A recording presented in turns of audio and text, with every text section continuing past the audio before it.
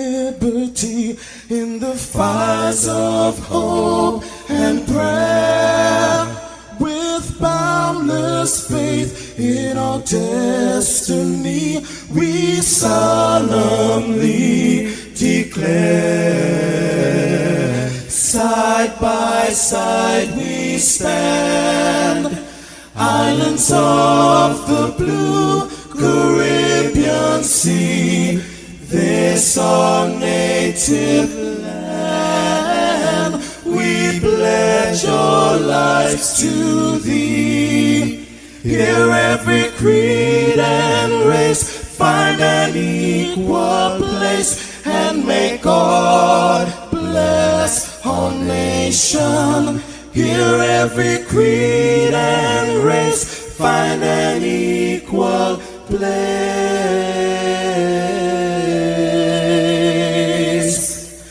and may God bless our nation.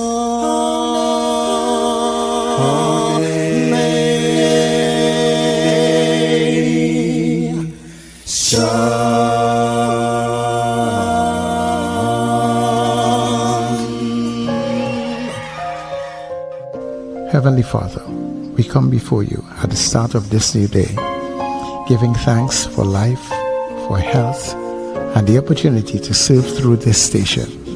We ask for your divine presence to guide us in all we do.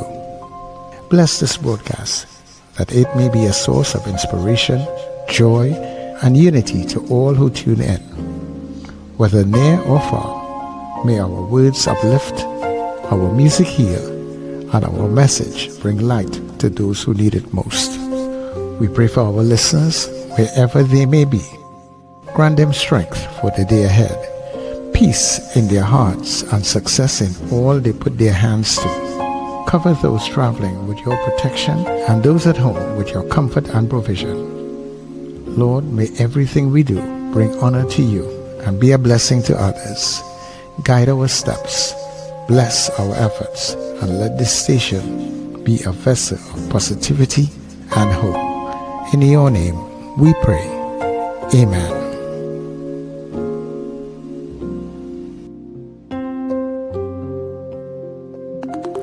Your voice, your soundtrack, your station. New Era TT Radio. NETT Radio.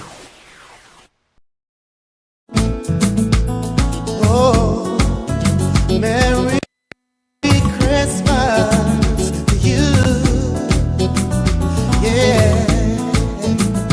Oh, Merry Christmas to you. I don't know how long you do this to me. Yeah. I've waited and waited for someone like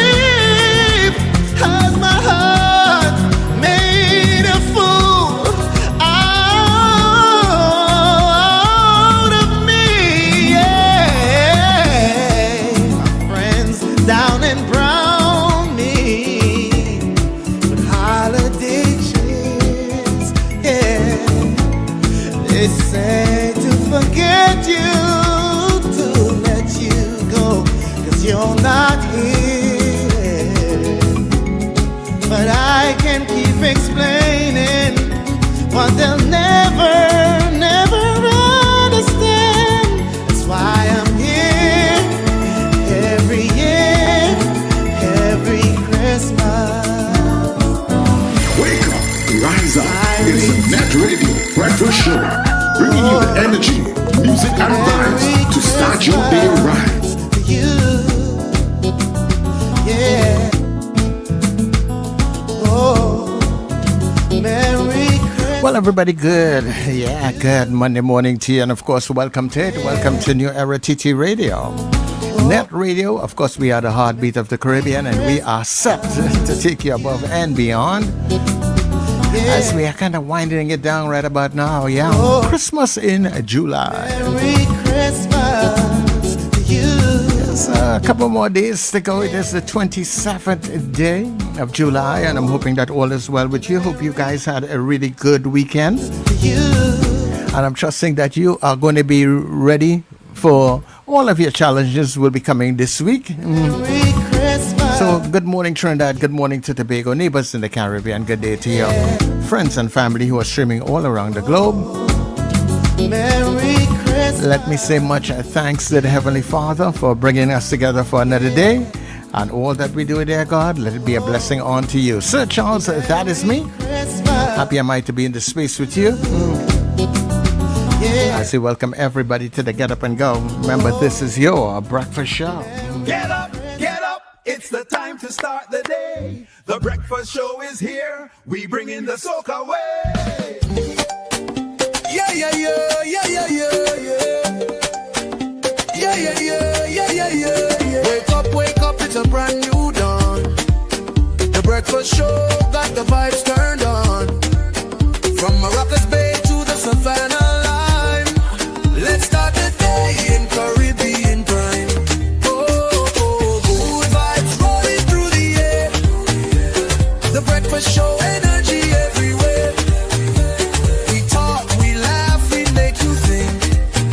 Grab your doubles or your morning drink.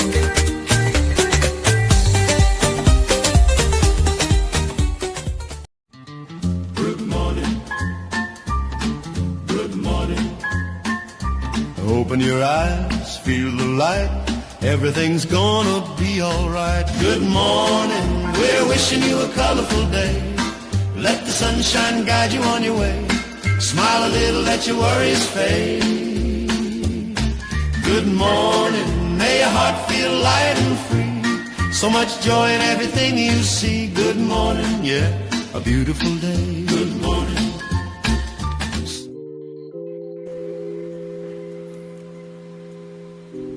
Yeah, good morning, everybody. And of course, really such a beautiful day.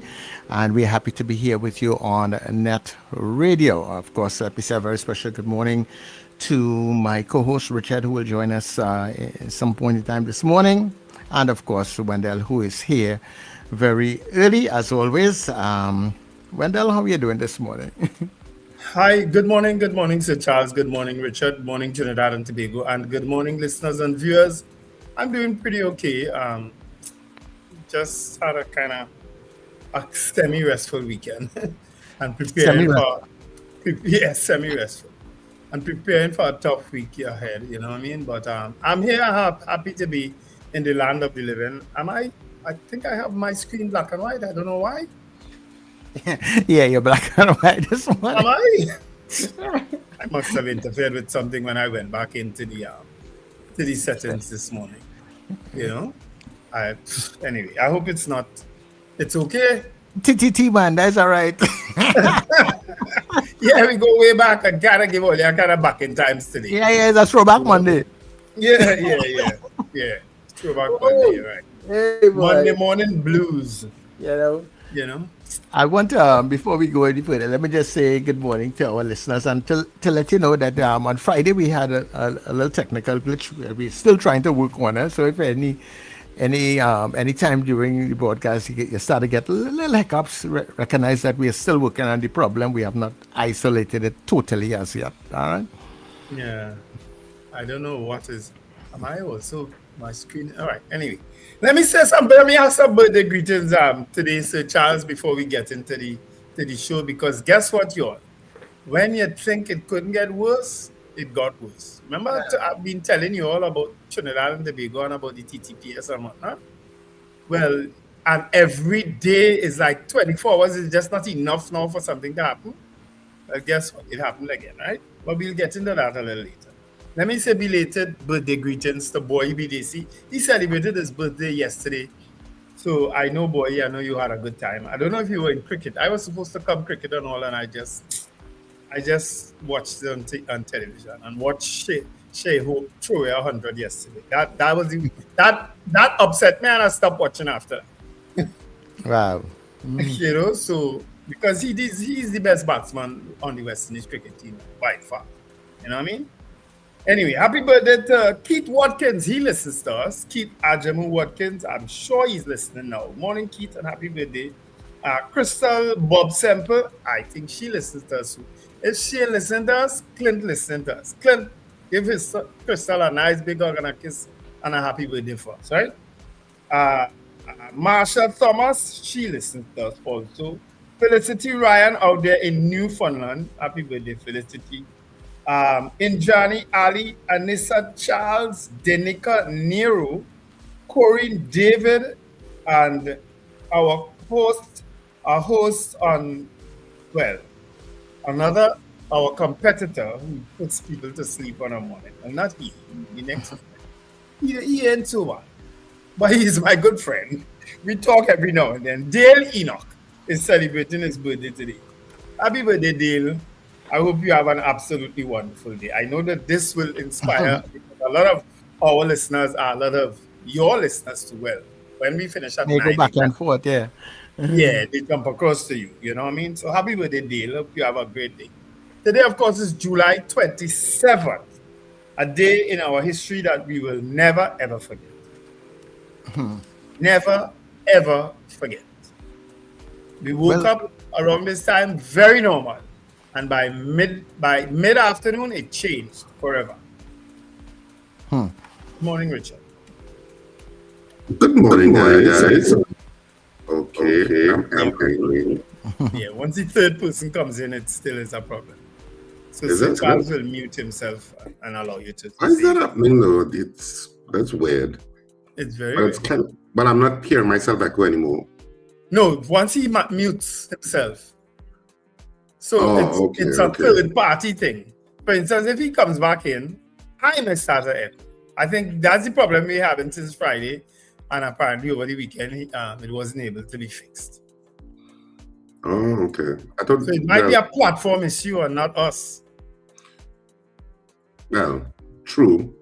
Maybe it's a platform issue that we need some update or something like that. Yeah. Anyway, but good morning to our listeners and viewers wherever you are, across whatever time zone, and thanks for joining us on the Breakfast Show this morning. We know you have a choice, and we're glad you chose us. And good morning, Sir Charles, and good morning, Wendell. Yeah, man. How was your weekend? I guess it was all right. I mean, what did I do this weekend? Nothing much. I was mostly home. I had some friends come over at points, but that was basically it. Yeah. But yeah, I was basically home and I was doing some stuff, I'm always doing stuff on the computer, so that took up a lot of my time. A lot. All right. A lot of my time. Beyond, of course, following some of the things on social media. I'm not always on my phone going through social media, so sometimes I miss stuff until I come back on and then I say, wait, this happened, that happened, wait, whatever, Yes. But you do get, you can't miss, once you're connected to any social media platform in Trinidad and Tobago and you go on it even once for the day, you generally get up to date pretty quickly because people are often commenting on whatever the latest controversy is or whatever the latest issue is. You must eventually meet it up because it will come up in your stream. Either from an official media house or somebody posting something from one angle or another angle and comments underneath, respectively, on whatever angle that person took. Have I covered it? I think I covered it. That's generally how it is. You covered it. That's generally how it is. You know, so of course the well, I mean, I suppose we still have, did we do good news already? No. We just got into getting. We just were greeting people. Okay, so I wouldn't get into it until you know. Yeah, because I guess we have a couple clips to play. So, I mean, so Charles, if you're ready, you could just go into the good news. We greet the folks in here. With the article coming out yesterday, I thought I'd add a little more detail. So this would be me in Carrera from 2008 to 2011. This is a jail door in Carrera, real dungeon thing. But I did try to improve myself from the inside. And on the outside, I never prayed hard work. But I wanted more.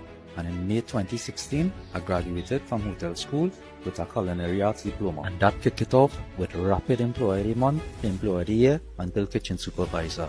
I even get a chance to meet Virat Kohli with my greasy self. And even though I may have some failures from that time to now, I'm still here, still pushing forward. Because in life, we all make mistakes, but you can't let your mistakes define you. So when life knocks you down, take a 5, dust yourself off, and get up and keep pushing forward. Because your current situation is not your final destination. Have a nice day.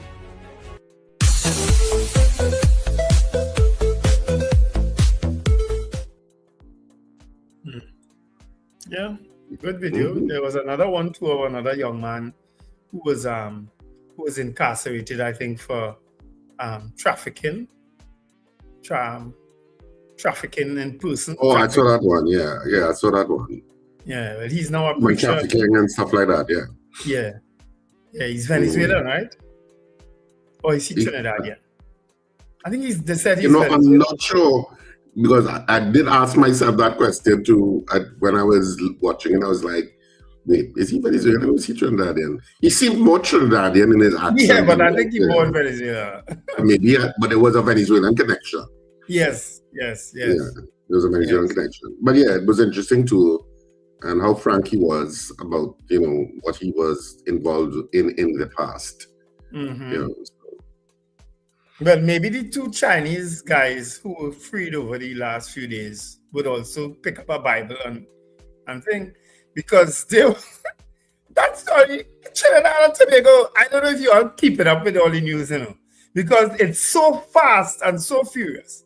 There was an article over the last few days of 2 Chinese nationals being freed of trafficking,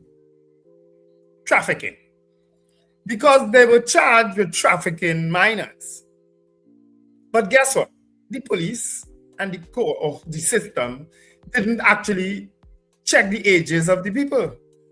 And it turned out they were not minors. So eventually when the matter went to court and a decision was being made by the judge, the state tried to change the charges to say to trafficking in minors. It is an unbelievable story, people. The judge said, no, you can't come at this last minute to change your charge. What kind of stupid? And she freed the guys. And I just shake my head. It is an unbelievable. Trinidad is. I ain't gonna say it. Like greedy people in the chat. Or you find the article and read it. I saw that. But I actually did not read it, but I did see it. Yeah. It is an unbelievable story. Because I know a lot of y'all would have been tied up with the shooting star and a star is born and all manner of stargazing over the last few days. Stories are just fast and furious now coming out. Another one is a guy who was murdered. He was on a PDO. He was arrested on a PDO, freed, and then murdered. Been an exchange, they said, with the police, a confrontation with the police. He had a gun apparently, but he never shot the gun. They didn't say he shot at the police. They just said he brandished a firearm. Bullet in his tail. He dead.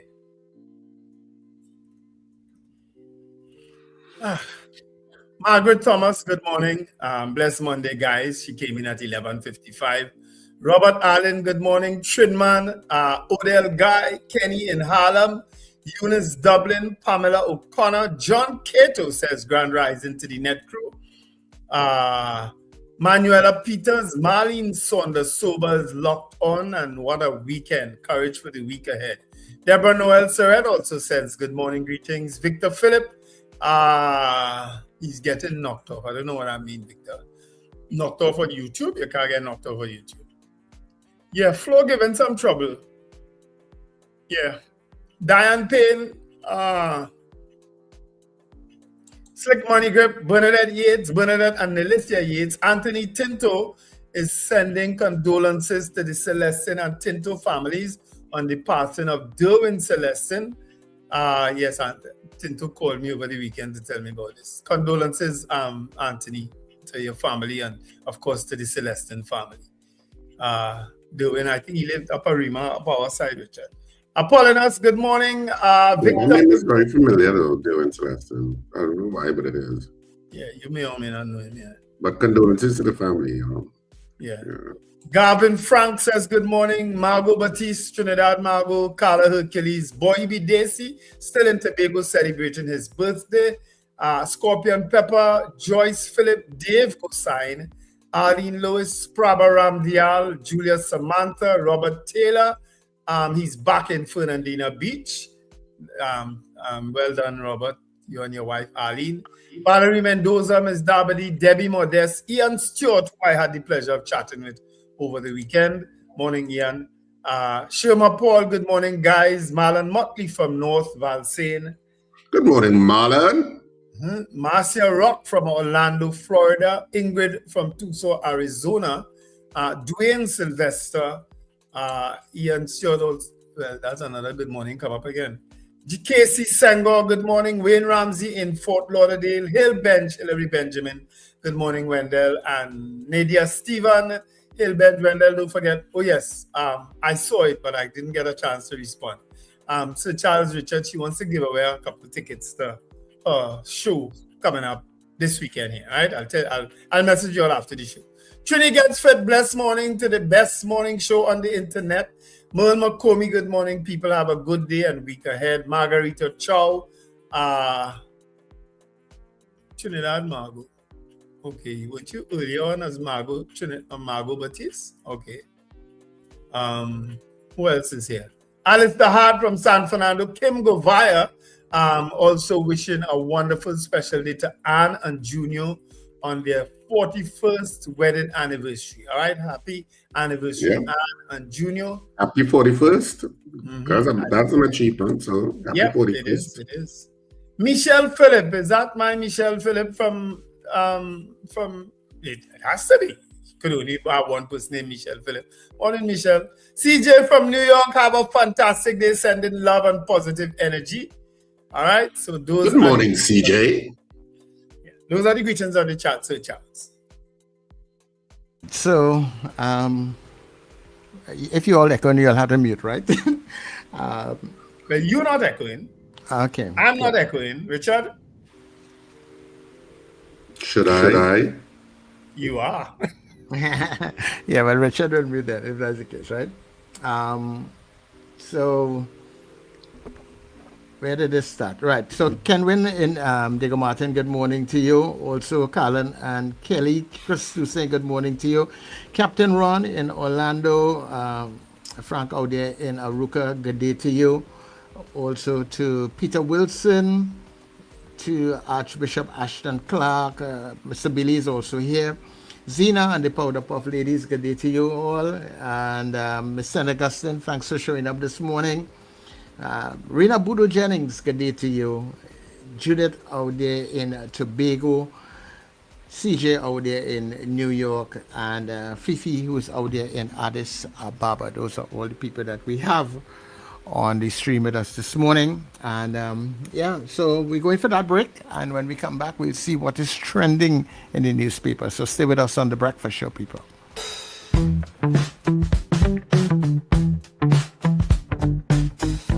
S&H Rumbox, 137 Western Main Road, St. James, for all your retail and wholesale needs for alcohol and non-alcoholic beverages. Call us at 686-0599 or visit us at 137 Western Main Road, St. James. S&H Rum Box. Drinking out of the box. All aboard! Calling all you NETT Radio listeners and fans. It's time to pack your cooler, gather your crews. Join us on NETT Radio. Halloween Cooler Crew in red, white, and black. On board the luxurious Island Royalty, Saturday, 15th of August, boarding at 7 p.m. from Hardcuts, Shagaramas. We sail at 8 p.m. sharp. Enjoy great music all night long from your favorite NETT DJs, Sir Charles, CJ, Mr. Flavor, Doc International, RJ, and Fluffman. Tell you you's a big dancer. Come show Early bird tickets are just $200 after $250. Get your tickets now at Crosby in St. James, Rumba, St. James, Bobby's Bar in Crep, Bats International in Arima, K Square Fashions at C3 Center, West Mall, and Eastgate Mall, and all NETT DJs. No glass bottles allowed. Bring your coolers, bring your crews, and let's celebrate together. NETT Radio, Halloween Cooler Crew, Saturday, August the 15th, aboard the Island Royalty. For information, call 638-2609 or 497-7173. Halloween on the sea.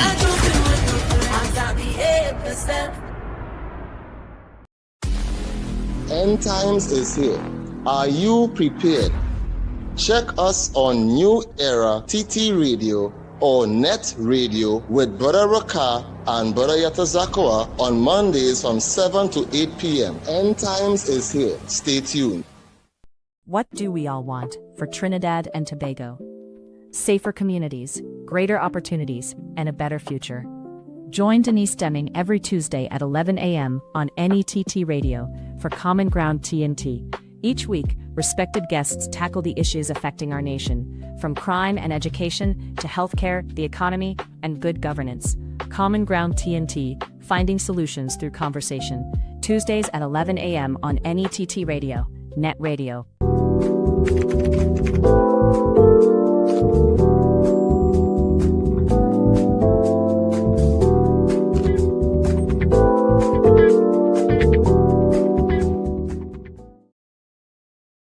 As the ship moves forward, a team of experts monitors the process of laying the cable on the seabed. They ensure that the cable is neither too loose nor under too much pressure. Meanwhile, data from specialized equipment continuously informs them whether the cable is being placed at the correct depth and in the right location. These cables stretch for thousands of... Y'all okay? Yeah, apparently something Richard was listening to there with cables. Yeah. I was trying to, did you know you sent? Oh, okay. The one where the cables have been buried under the sea. Yeah, that one. Okay. All right, we could get straight into the newspapers. Today is Monday, July 27th, 2026. Yes, you remember that date. A lot of you all will never forget it. I know I won't. No abuse of power, that's the headline in today's Express. Homeland Security Minister rejects interception criticism over leaked audio. So just when you thought that it might have been AI or it might have been fake, well, he basically confirmed that. And if all you know how this thing works, that's not the only tape. And they're going to be more going to be leaked. Trust me. That's how this place works. Baby Hannah graduates from secondary school. That story is on page 8. And the picture is that of Kavita Mano, shows her daughters Alexandria Neves and Alejandra Kishore a banner with information about the historical roots of emancipation, while their cousin Felicia Murcha looked on yesterday as they visited the Lij Yasu Omawale Emancipation Village at the Queen's Park, Savannah, Port of Spain. Emancipation Day will be celebrated on Saturday. Is it African Emancipation Day or Emancipation Day? Did we ever fix that? Was that ever debated and settled? What is it? What? The African Emancipation Day or Emancipation Day? Remember Dr. Rowley had changed it to African Emancipation Day. So why are people putting it as Emancipation Day then, if it is African Emancipation Day? Anyway, Alexander defends states' use of interception powers. Of course, that's a raging debate now. PM reclaims label after leaked audio. So she described herself again on her Twitter account yesterday as a proud coolie. All right, that's what she did. Well, it came out in another clip yesterday. Sabga's detention challenge returns to court today. New prison policy allows inmates to access private medical care. I'm in support of that. I read that article, and if that's a proposal coming from the acting commissioner, Elvin Canterbury, I think it's a very progressive one. And that people on remand, if they wish to access private medical care with the financial aid of their family or themselves, they are considering allowing it. I think it's a progressive move. Serious crimes fall by 15%, and there's a whole Comstat report today in the Express on it, providing the data that a lot of you all were asking for. So it's there. Beckles don't take democracy for granted. Events of 1990 ruined my life, so says former veteran broadcaster Dennis McComey. A dark day in our history, says business leaders. Of course, all of that is relative to today's date. Trinis for Guyana probe. And who are those Trinis? Nairi Alfonso and former Chief of Defense Staff Hayden Pritchard. They will join Godfrey Philip Smith and Hamada Fuda, along with Dr. Andres Jaisanowski, to probe the Barima tragedy in Guyana. Search for migrant as pirogue capsizes off Icacos. This is another incident of migrants taking a chance to come across, and the boat capsized. All right. The regiment apparently had a celebration yesterday, a church celebration yesterday, where there are pictures. As Caesar case, a defining moment, and Kublal Singh warns of executive overreach under extended SOEs. Those are, and of course, in sport, advantage Pakistan, so says this article, in that test match that's playing down at the Brian Lara Stadium in Toronto.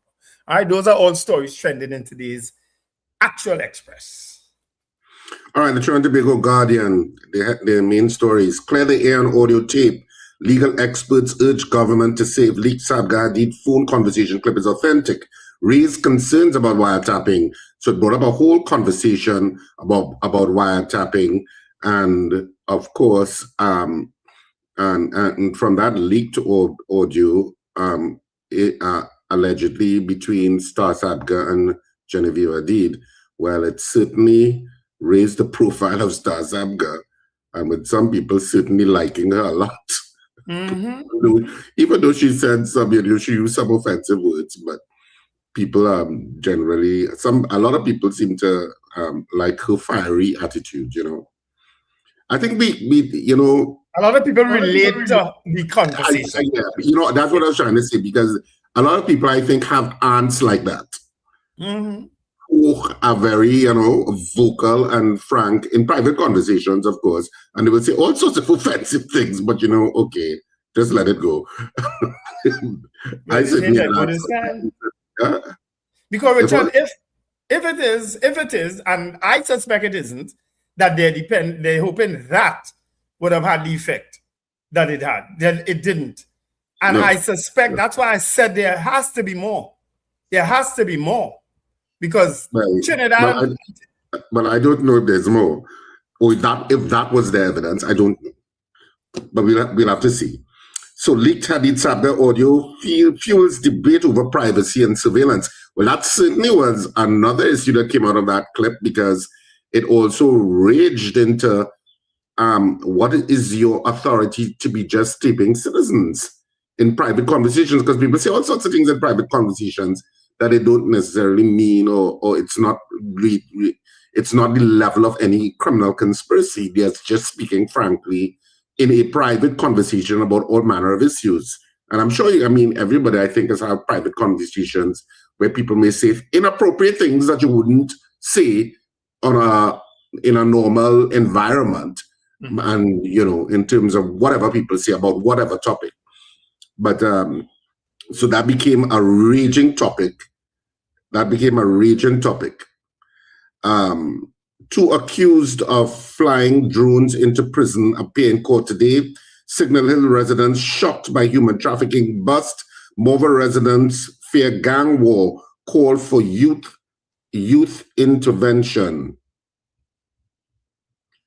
Just now. TNT maintaining investor confidence, says professional services MD. TNT can become region's data center. CAF launches US $15 million impact fund for Caribbean and LATAM. Time coup to meet car dealers over hybrid tax hike, which fueled a lot of concern and I suppose even anger from people in the car selling industry. That hybrid tax that suddenly went up and affected cars already on their way and on land. So it caused a furor. TNT's high-tech hemp opportunity, a chance we cannot afford to miss. Two Trinidadians named to Ghana ferry disaster probe. Confessions of a former human trafficker, Alex Phillip, becomes smuggling woman into TNT. Cleared the air on the audio tape. And of course, Nizam Mohammed also called for a consortium of attorneys to get together to deal with the 200-odd other PDO detainees. And he suggested that a consortium of attorneys just get together and deal with the representation of those 200 other citizens that are being held under PDOs. Mm-hmm. As you mentioned that, Richard, because there are so many stories we have to be dealing with on a morning now. There's another story too of a counter-trafficking unit arresting 3 people. One of them is a serving member of the Defense Force for trafficking in persons, right? But to me, you would have done their intelligence, gathered their evidence and so on. But you put them on PDOs. Charge them. Arrest them and charge them. You put them on PDOs. For what? If it is that you've done all the work and done all the intelligence and detain and arrest these people, why are you putting them on PDOs? I didn't understand that. It's like almost we abusing the use of the PDOs now. We just saying, all right, put them on PDOs. We'll deal with anything. Leave them there until we're ready for them. Yeah, that's what's going on, huh? Yeah. There was also another story with regard to not about what you're talking about there. There was another story that started to make the rounds in terms of commentary on social media. It's not coming back to me right now, but it will come back to me. But there was another story that started to make the rounds that broke over the weekend. Okay. Yeah. Uganda hands Calypso Girls another heavy loss. This is in sports. Beckles in tennis quarterfinals at CSC Games. Wilkin remembered for his outstanding contribution to cricket. And Ali and Masood helped Pakistan seize control of opening test. So that's it for the news in the Trinidad and Tobago Guardian for this morning. All right. Did you know? We could do Did You Know? And then when we come back, we will play a couple of the clips for you all, just in case you all missed it.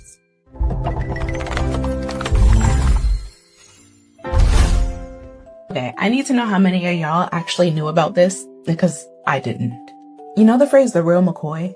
Like, I don't want the fake one, I want the real McCoy. McCoy was a black man. An actual person. His name was Elijah McCoy. And I don't know why I never thought about where that phrase came from. I think I just assumed it was one of those things that people had just been saying forever. But no, there's a whole man back there. And his story is fascinating. Elijah McCoy was born in Canada in 1844. His parents had escaped slavery in Kentucky. And somehow when Elijah was 15 years old, they managed to send their son all the way to Scotland to study mechanical engineering. Which, just that part, that's a story all by itself. But Elijah finishes his training, and he comes back to North America ready to work as an engineer. But nobody will hire him. And you know why. He's qualified, he's trained. But that doesn't matter because he's black. So he takes a job with the railroad as a fireman and an oiler. So this is the crazy part to me, right? You have a mechanical engineer working on your railroad. You refuse to employ him as a mechanical engineer, but then you put him around your machinery all day. What did you think was going to happen? Part of McCoy's job involved keeping steam engines lubricated. And at the time, this was a pain, okay? The machinery had to be stopped so the workers could manually oil all the moving parts. And Elijah, being the engineer that they refused to hire as an engineer, starts working on the problem. He develops an automatic lubricator. Basically, his system could keep parts of the machine lubricated while it was still running. He patents it in 1872. And he keeps tinkering with it because he's an engineer. That's what they do. He keeps improving it. He keeps inventing. And this man eventually ends up with dozens of patents. Again, the engineer that they wouldn't hire. And this is how he supposedly got the phrase. McCoy's lubricators developed a reputation for working really well. So naturally, other versions started popping up. But the story goes that those copies weren't as reliable. And the people buying it got tired of figuring that out the hard way. So they started asking for the real McCoy. As in, no, not the version that's like McCoy's. I want McCoy's. So how did his name end up in all our houses? Because of him. That's what happened.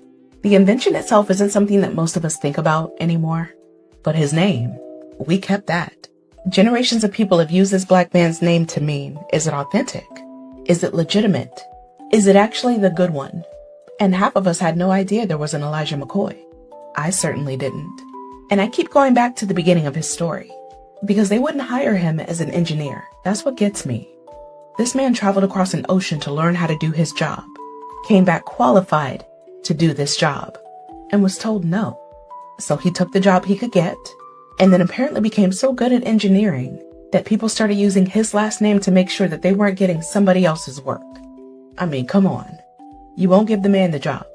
But 150 years later, we're still using his name to ask if something is the good version. Is it the real McCoy? Apparently, there really was one. Say his name, Elijah McCoy.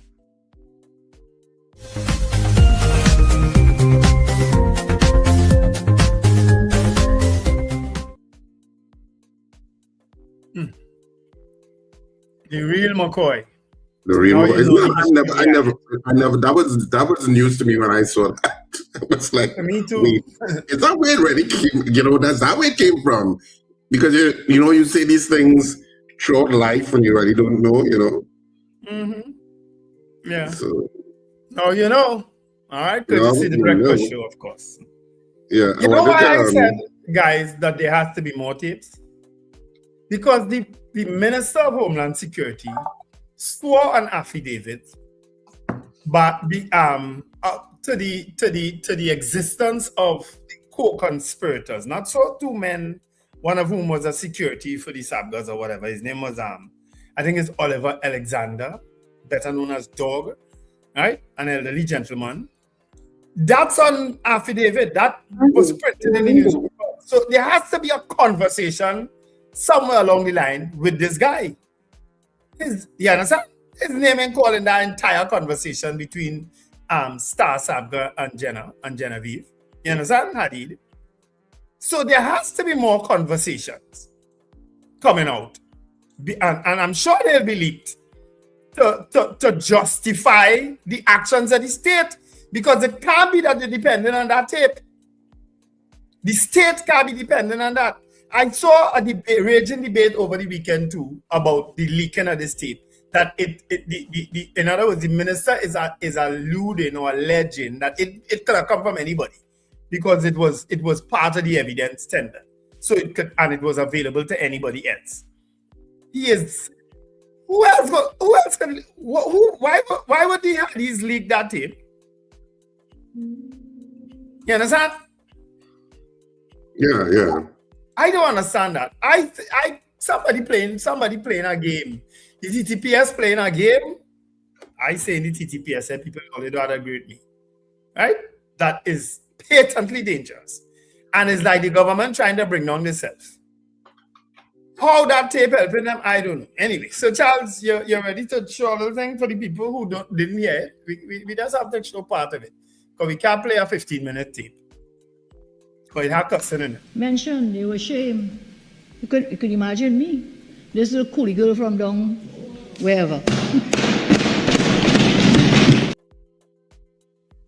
Not even Barry Padarat found that amusing. He was sitting there right next to her.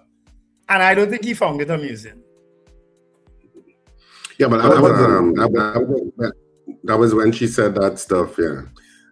So somebody just sent me, Plan B Spencer just sent me a video that's now making the rounds, of course. It's kind of like it's like a song. I don't know if it's an AI generated song or if it's actual song on the circumstances. If you take a little listen.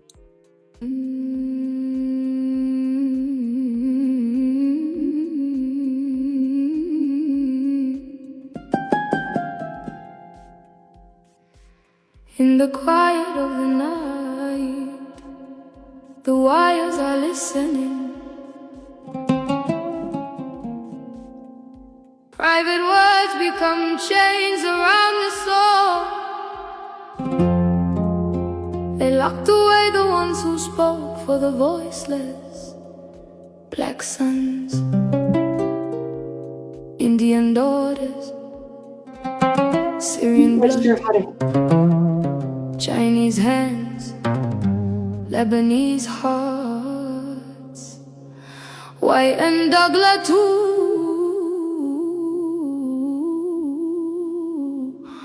all under the same cold hand.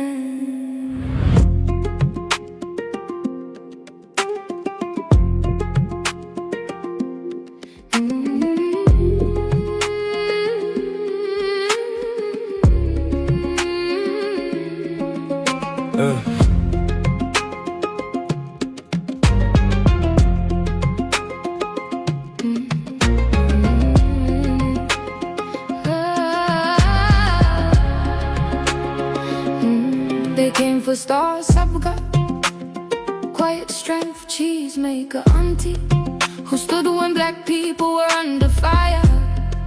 The people rose like a tide to defend her. No evidence, only stolen whispers. Illegally taken, then leaked like poison.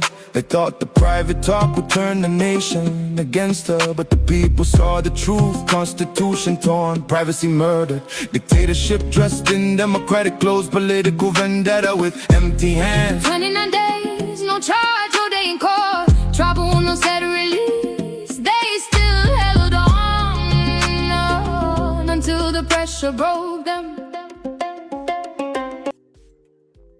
Let's give you a little bit of that. Nice music, though. Well put together. Yeah, but let's give them an idea of the actual audio clip that caused all the consternation over the weekend. Pamela, I have no idea. No.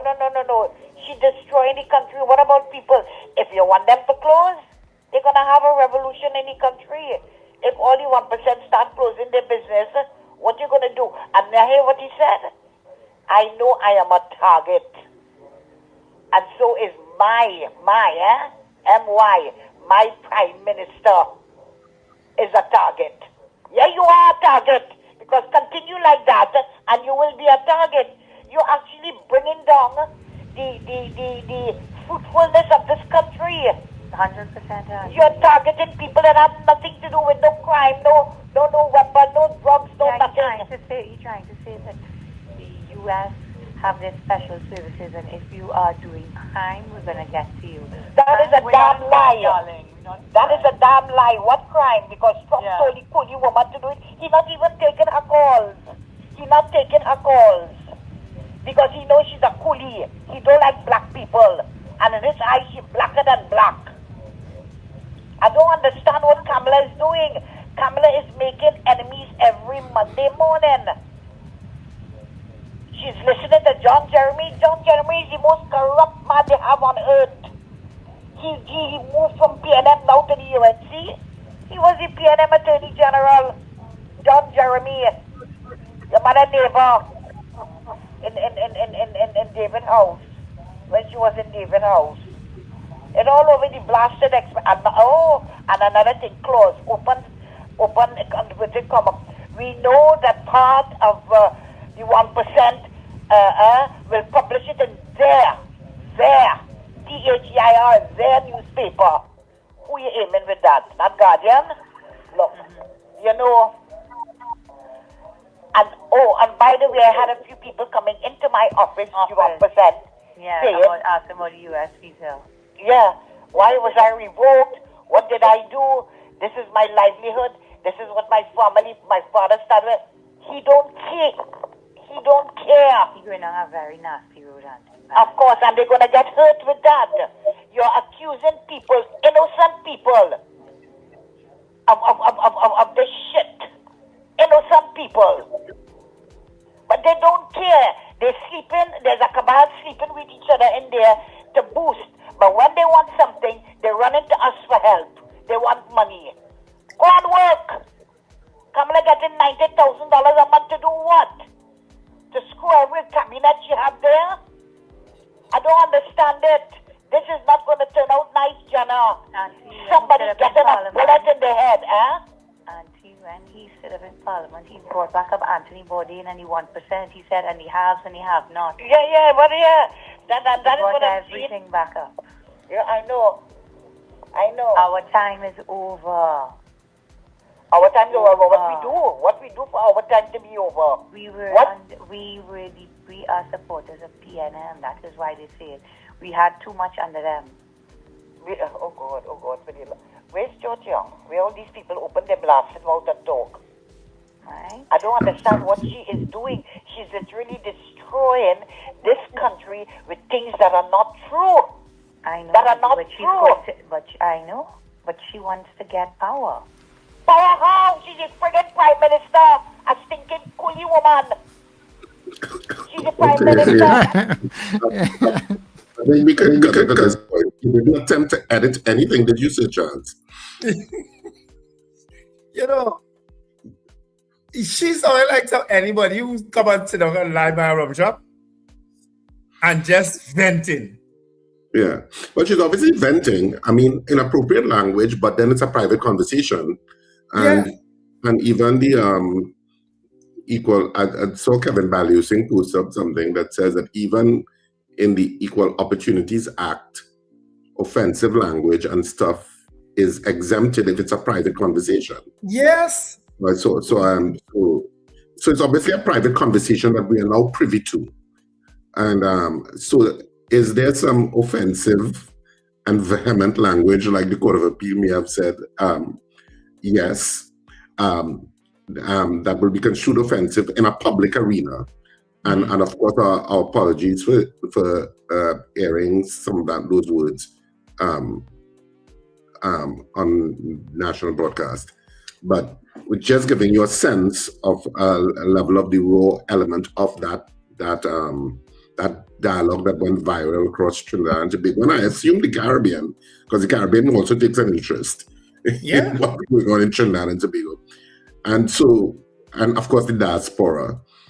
So it was leaked, and of course part of the problem erupting out of that leak, inverted commas, was it intentionally leaked?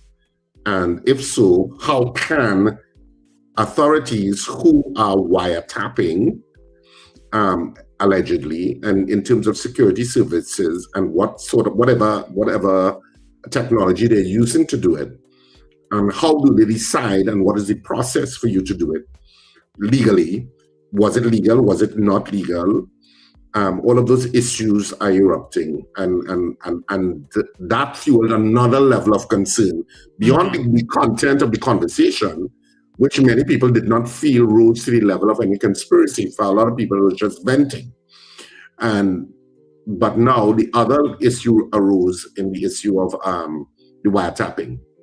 Another adjunct issue, which I couldn't remember previously, which I should mention, was the vote of Trinidad and Tobago in the UN concerning the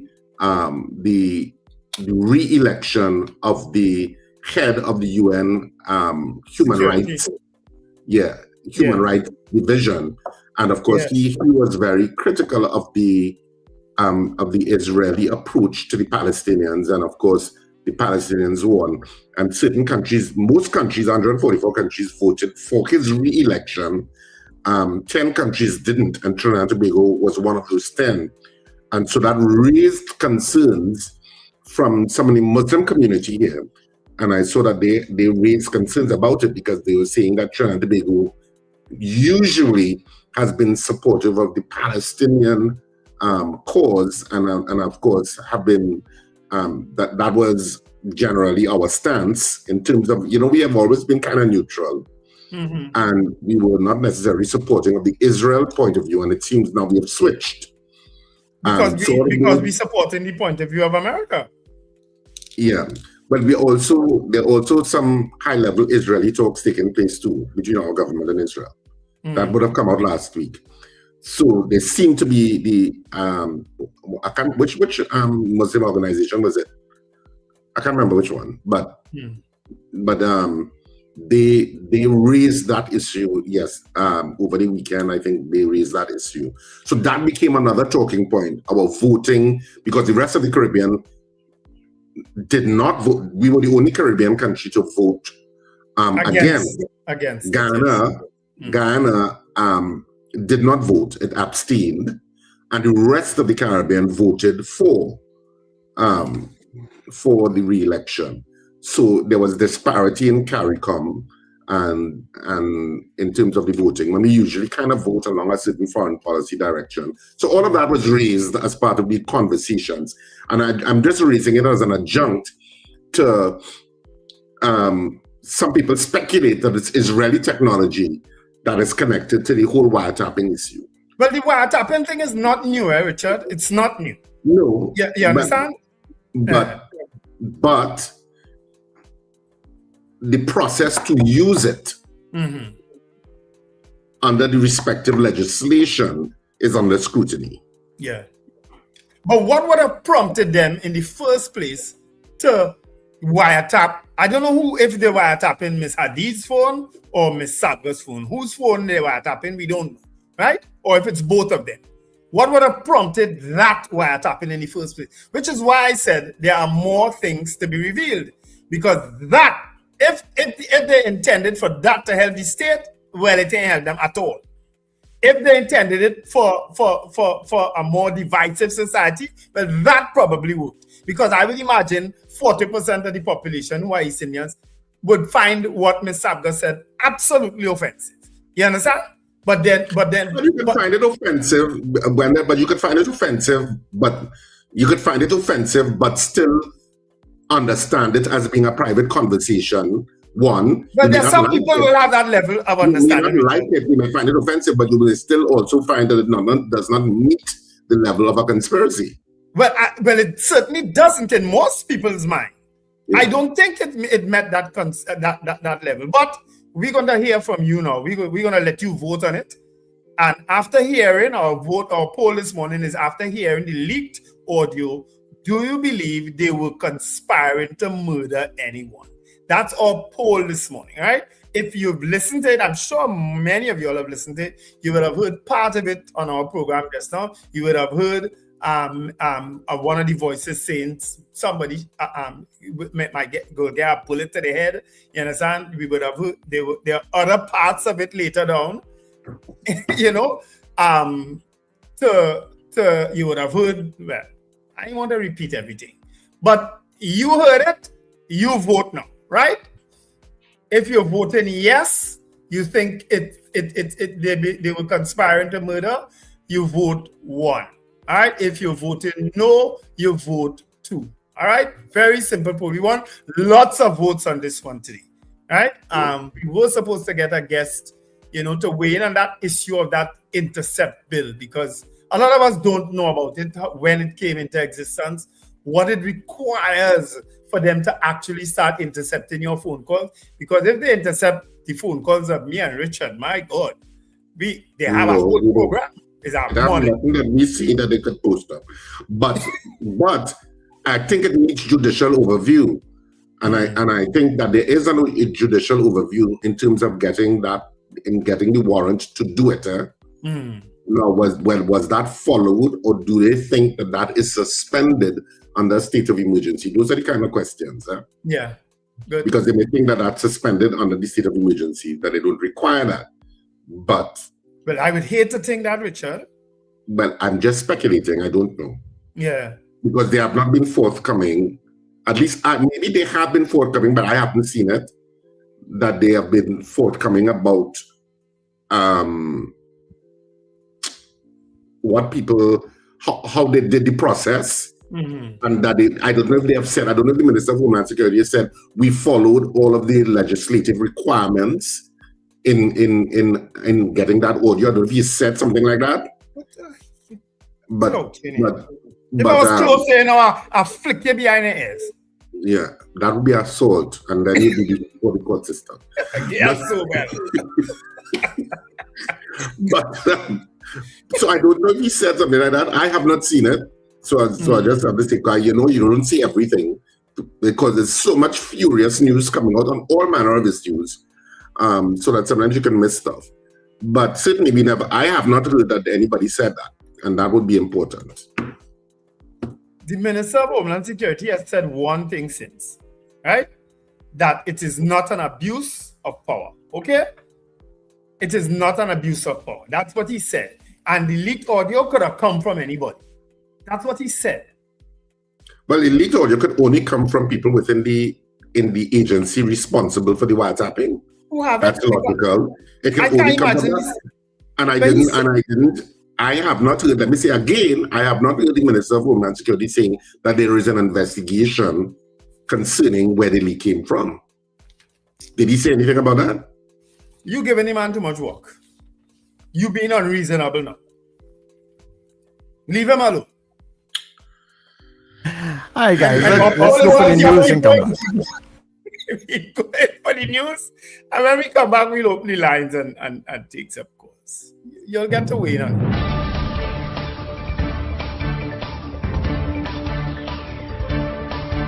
The news you need, the clarity you deserve. Local, regional, global. This is NETT Radio News Now.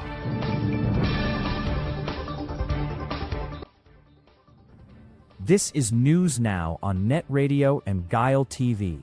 I am Derek McMillan. Thank you for joining us. The leak of an alleged intercepted phone conversation involving businesswoman Star Sapka has sparked political controversy and prompted calls for an independent investigation. Assistant Commissioner of Police Richard Smith confirmed the leak is under investigation as part of the wider probe. Opposition MPs Stuart Young, Marvin Gonzalez, Kareem Marcel, and former Minister Randall Mitchell have all questioned the legality of the alleged interception and how the recording entered the public domain. They argue the matter raises concerns about constitutional rights, the use of preventive detention orders, and the state of emergency. The leaked recording surfaced after Dominic and Genevieve Hadid were released from detention, while Sabga remains in custody pending a constitutional challenge. 3 people, including a member of the Trinidad and Tobago Defense Force, have been detained under preventive detention orders following a major anti-human trafficking operation across Trinidad and Tobago. The Ministry of Homeland Security said Operation Iceberg led to the arrest of soldier Titus Dubois, Venezuelan national Francis Carolina Rangel Ojeda, and Tobago resident Damon Charles. Investigators allege they were involved in a human trafficking network linked to the sexual exploitation of a 17-year-old Venezuelan girl. The operation also uncovered several Venezuelan women during searches in Tobago, while officers executed search warrants at 2 properties. Homeland Security Minister Roger Alexander said human trafficking is organized crime and vowed that those responsible will be identified, prosecuted, and criminal networks dismantled. 2 Chinese nationals have been acquitted of human trafficking charges after a high court judge ruled that the prosecution failed to prove a key element of its case. Chang Bao Wang and Wei Liang Wu were found not guilty of trafficking 2 Venezuelan children after Justice Kathy Ann Waterman Lachu determined the state had not produced sufficient evidence to prove the alleged victims were minors. The prosecution sought to amend the charges to trafficking in persons after closing its case, but the judge rejected the application, ruling it would unfairly prejudice the defense. The jury was then directed to return unanimous not guilty verdicts, bringing the 2019 case to an end. 9 detainees being held under preventive detention orders, along with 2 prison officers, have been charged following a major contraband operation at 2 prison facilities. Police say the charges stem from a search at the Eastern Correctional Rehabilitation Center and the Extended Remand Facility. 2 prison officers have been charged with possession of prohibited articles. 1 detainee faces firearms, ammunition, and drug trafficking charges, while several others have been charged with introducing or attempting to introduce prohibited items into prison. Police say investigations are continuing, but have not disclosed what items were seized or whether further charges are expected. Regionally, Guyana's president, Dr. Irfan Ali, has announced an independent international commission of inquiry into the MV Barima ferry disaster. The 5-member panel will examine the circumstances that led to the sinking, including the vessel's seaworthiness, passenger boarding procedures, crew actions, safety measures, and compliance with maritime regulations. The inquiry will also review the search, rescue, and recovery operation to determine whether any negligence, misconduct, or institutional failures contributed to the tragedy, and recommend reforms to improve maritime safety. The MV Barima disaster is one of the deadliest maritime tragedies in Guyana's history. Finally, German authorities have identified Abdul Balut as the main suspect in the deadly attack at Berlin Pride that left 1 woman dead and at least 29 others injured. Prosecutors allege Balut drove a rented van into a crowd in the Tiergarten area before attacking people with a bladed weapon. He remains the subject of a major manhunt. Interior Minister Alexander Dobrindt described the incident as a suspected Islamist terrorist attack, while Chancellor Friedrich Merz vowed Germany would not allow terrorism to undermine its freedoms. Police say those injured are no longer in life-threatening condition as investigations continue. And that is NETT Radio News at this time. That was News Now. Stay informed with New Era TT Radio. NETT Radio.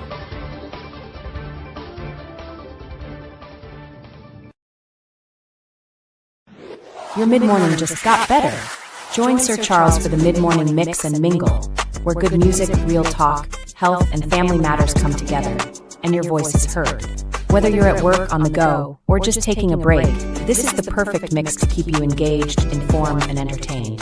The mid-morning mix and mingle, weekdays, 9 a.m. to 12 noon on New Era TT Radio, NETT Radio.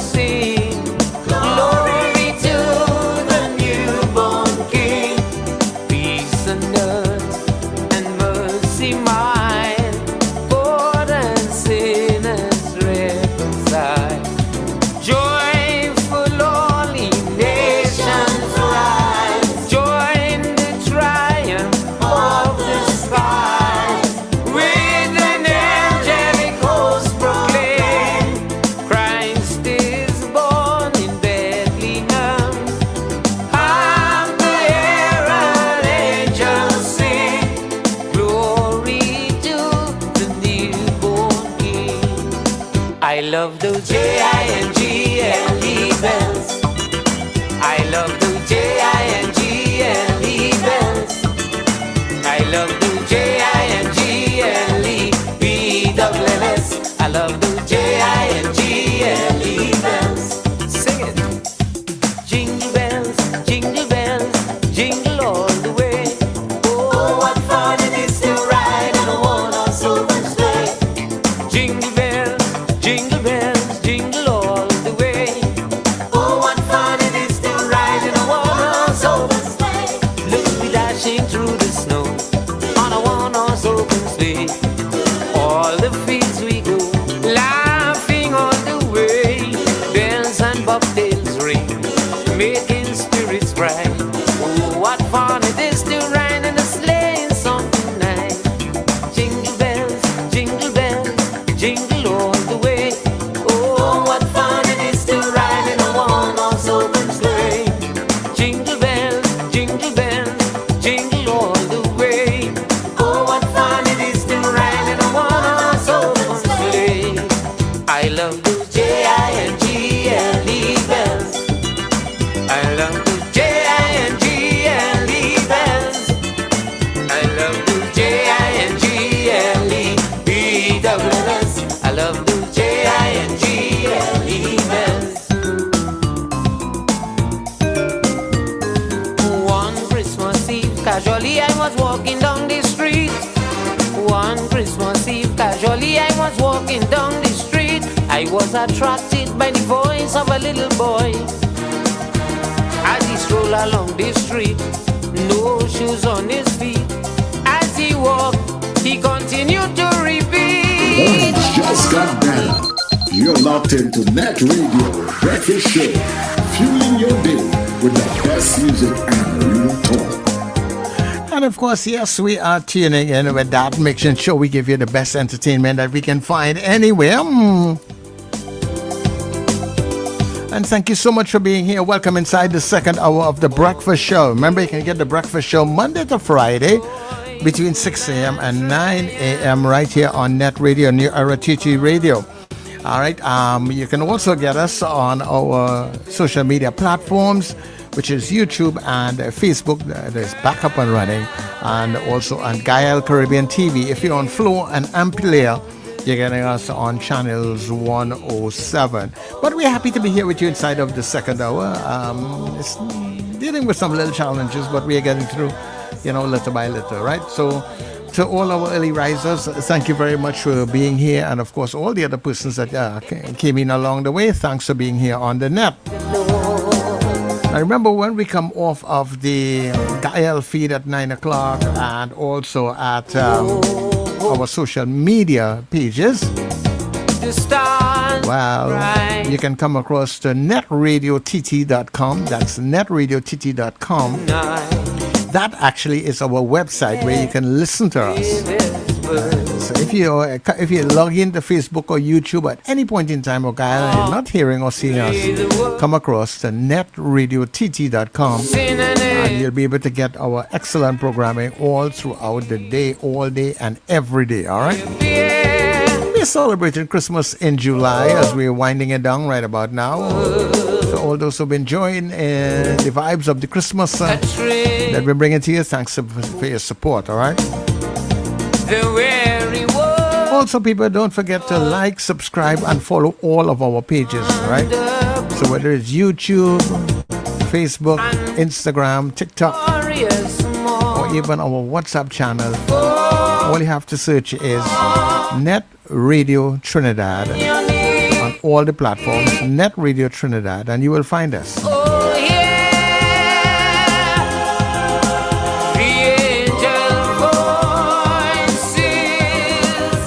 Of course, we have the Color Week Cruise that is coming up on August the 15th. Don't forget to get your tickets for that. And we look forward to seeing you there, right? So stay with us, our morning poll. So after you have heard that leak, video recording, whatever you want to call it, do you believe that there was any conspiracy to murder anyone, right? Are you getting that feeling? Well, if you're feeling, if you want to say yes, you're voting 1. If you're saying no, you are voting 2. When we come back, we'll tell you how you voted and take a couple of your calls. So stay with us on the net this morning. All aboard! Calling all you Net Radio listeners and fans. It's time to pack your cooler, gather your crews. Join us on Net Radio Halloween Cooler Crew in red, white, and black. On board the luxurious Island Royalty, Saturday, 15th of August, boarding at 7 p.m. from Hard Cuts Shagaramas. We sail at 8 p.m. sharp. Enjoy great music all night long from your favorite net DJs: Sir Charles, CJ, Mr. Flavor, Doc International, RJ, and Fluffman. Tell you you's a big dancer. Come show Early them who's bird a big tickets dancer. are just $200 after $250. Get your tickets now at Crosby in St. James, Rumba, St. James, Bobby's Bar in Crep, Fats International in Arima, K Square Fashions at C3 Center, West Mall, and Eastgate Small, and all net DJs. No glass bottles allowed. Bring your coolers, bring your crews, and let's celebrate together. Net Radio, Halloween Cooler Crew, Saturday, August the 15th, aboard the Island Royalty. For information, call 638-2609 or 497-7173. Halloween on the sea.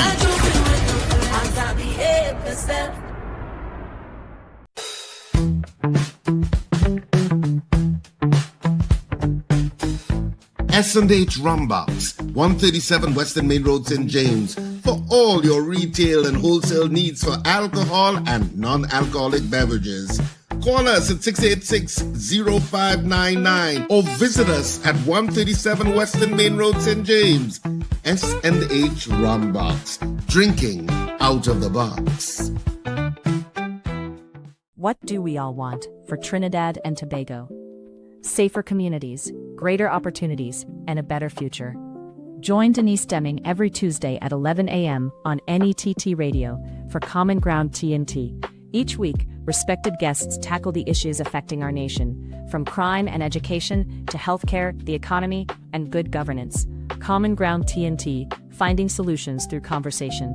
Tuesdays at 11 a.m. on NETT Radio, Net Radio. End times is here. Are you prepared? Check us on New Era TT Radio or Net Radio with Brother Raka and Brother Yatazakawa on Mondays from 7 to 8 p.m. End times is here. Stay tuned.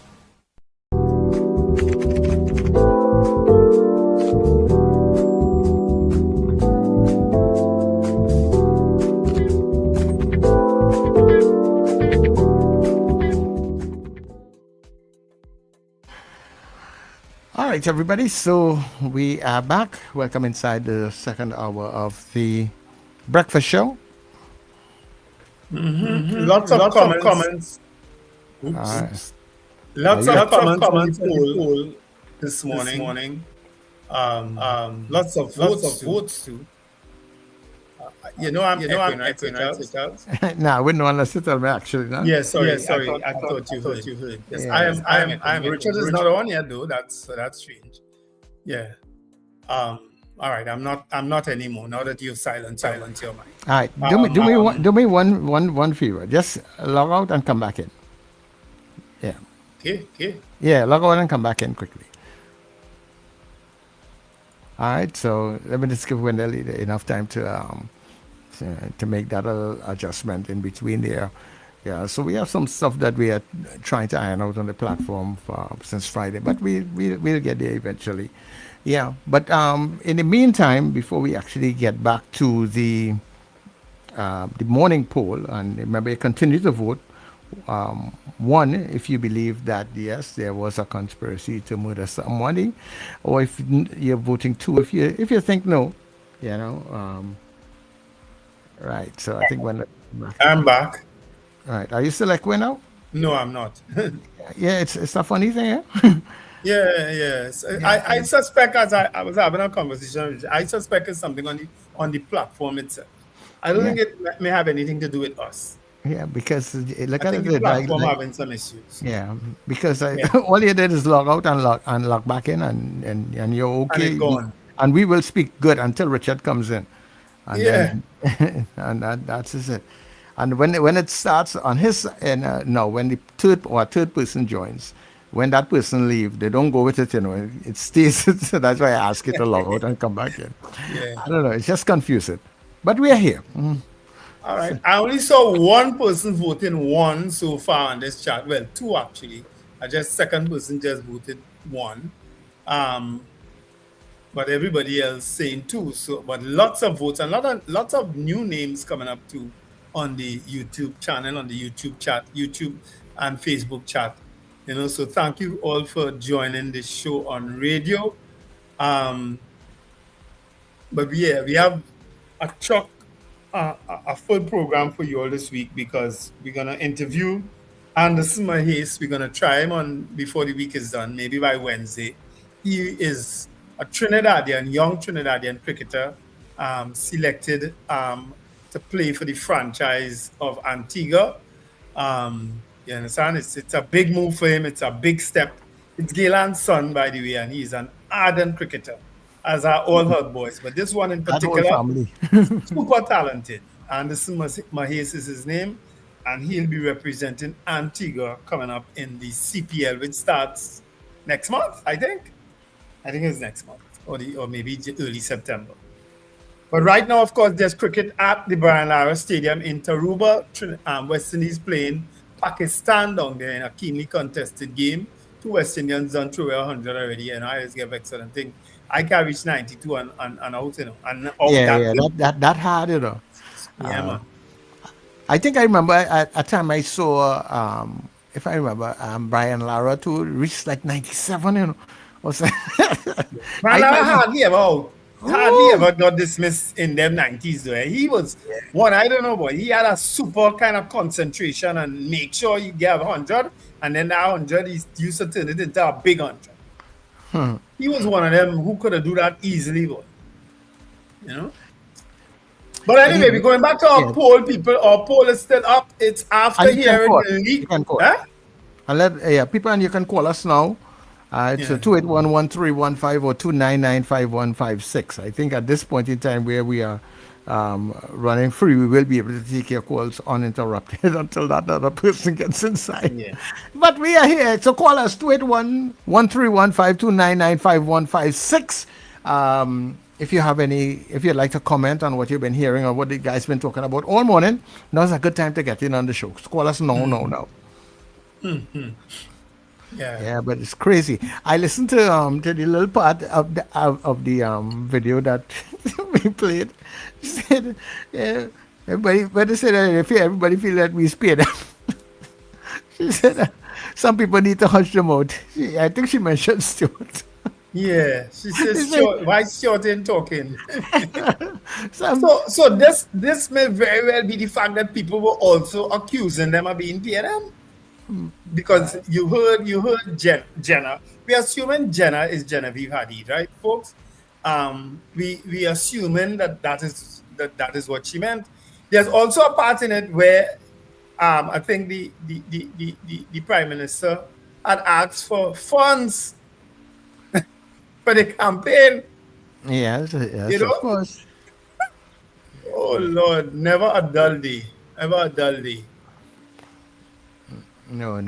Andre, why are you preaching to the converted? Who condones racism? You're making it sound like we condoning racism. Huh? And it's not, I would not consider it a racist rant either. I would consider it a rant that where racist remarks were made. But I wouldn't consider that a racist rant. Huh? You're stretching it, whoever you are, Andre. You're stretching it. Bad luck, not wrong show. All right, hold on right here. Caller, good morning. Yes, hello, morning. Hey, Mr. Patrick, how are you doing? Well, I feel like you look up, you know, I listened to this thing this whole weekend and I laughing. You know why? Two frightened women having a conversation on a phone privately. Two frightened women. Genevieve talking like she can talk. You know what I mean? She sounding like she's saying nothing about aggression, but is the auntie who more vocal and she vexed over certain things.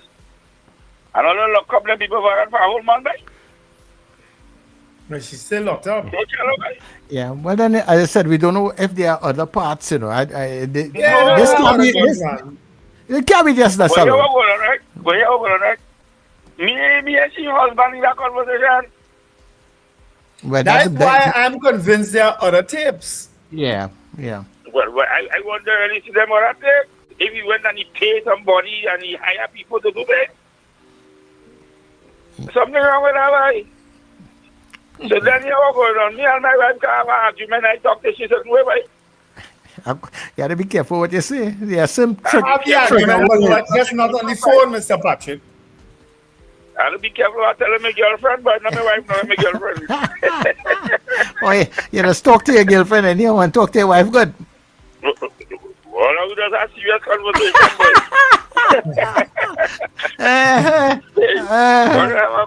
but... Okay, no problem. Yeah, talk to everybody, good, eh? Yes. Boy, they have a family. I grew up in St. James here with a family. East Indian family. And when you pass in, the kind of things they used to be calling one another.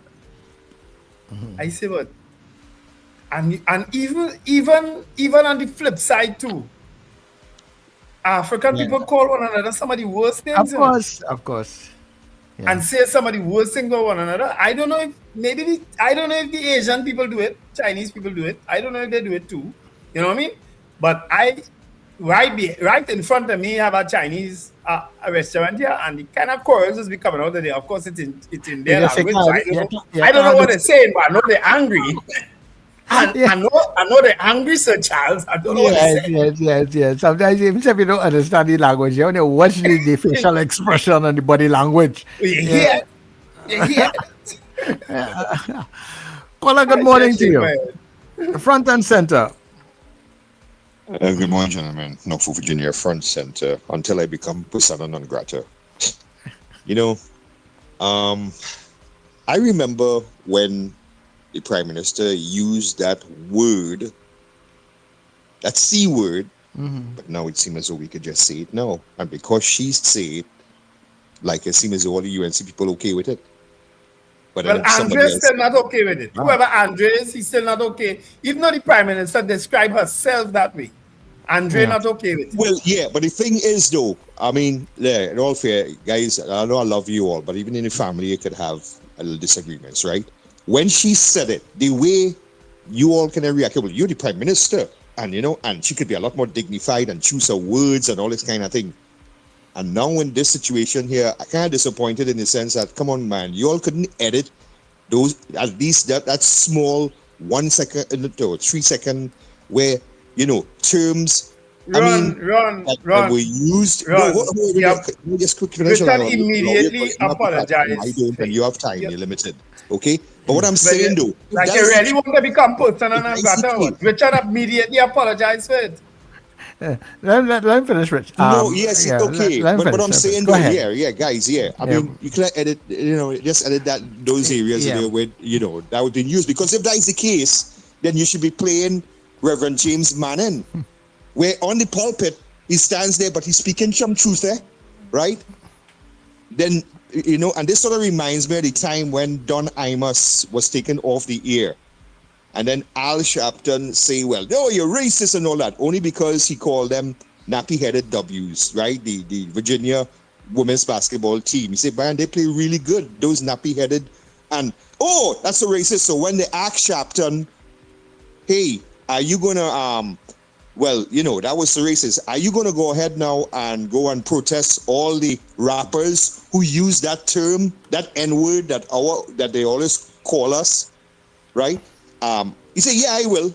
Anybody see Al Sharpton outside a recording studio when our women are being called, female dogs and but we understand what you're talking about. So come on, guys. I mean, and I'm not trying to be, I'm not trying to hold you down now, but I mean, you're gonna be, I get that again.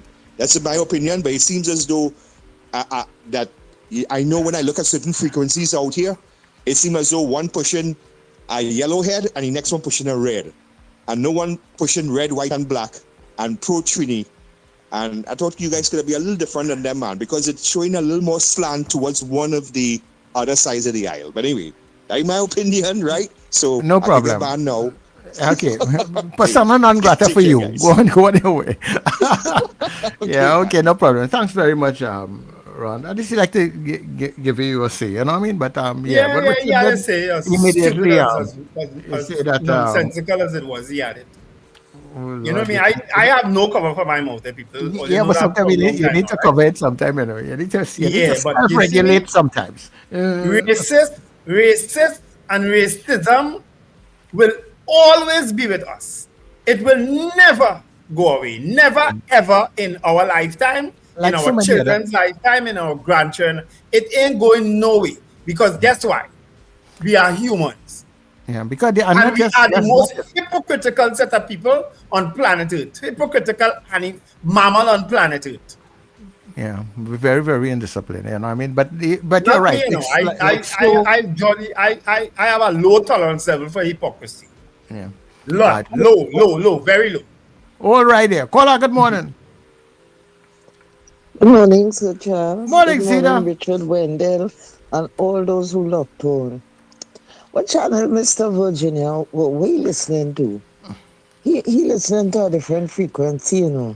And even if Paulie plays something, it is for people to understand what the story say. So, and Richard apologized. So, what is the big deal? What so to take out what clip, to cut out what? Mr. Virginia Gary now. And talk what slant they going down. Listen,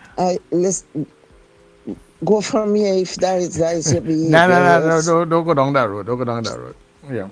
Yeah, but where's that? What foolish this morning? Yeah, you know, he expressed his opinion, and that is all right with me. You know, so.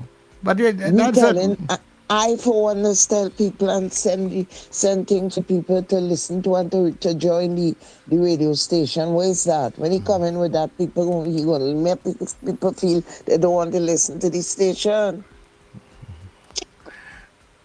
Anyhow, good morning. Yeah. Okay, no problem. I don't mind the comment about what was played, you know, because we couldn't do anything about that at the time, and Richard, as I say.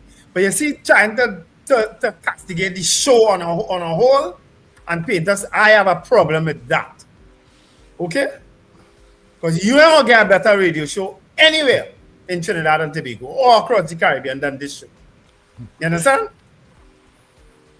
All right, hold 1 minute. Yeah. Hi, good morning, Captain Ron. Gentlemen. Morning. Wendell and morning, good, Captain gentle people all around the world.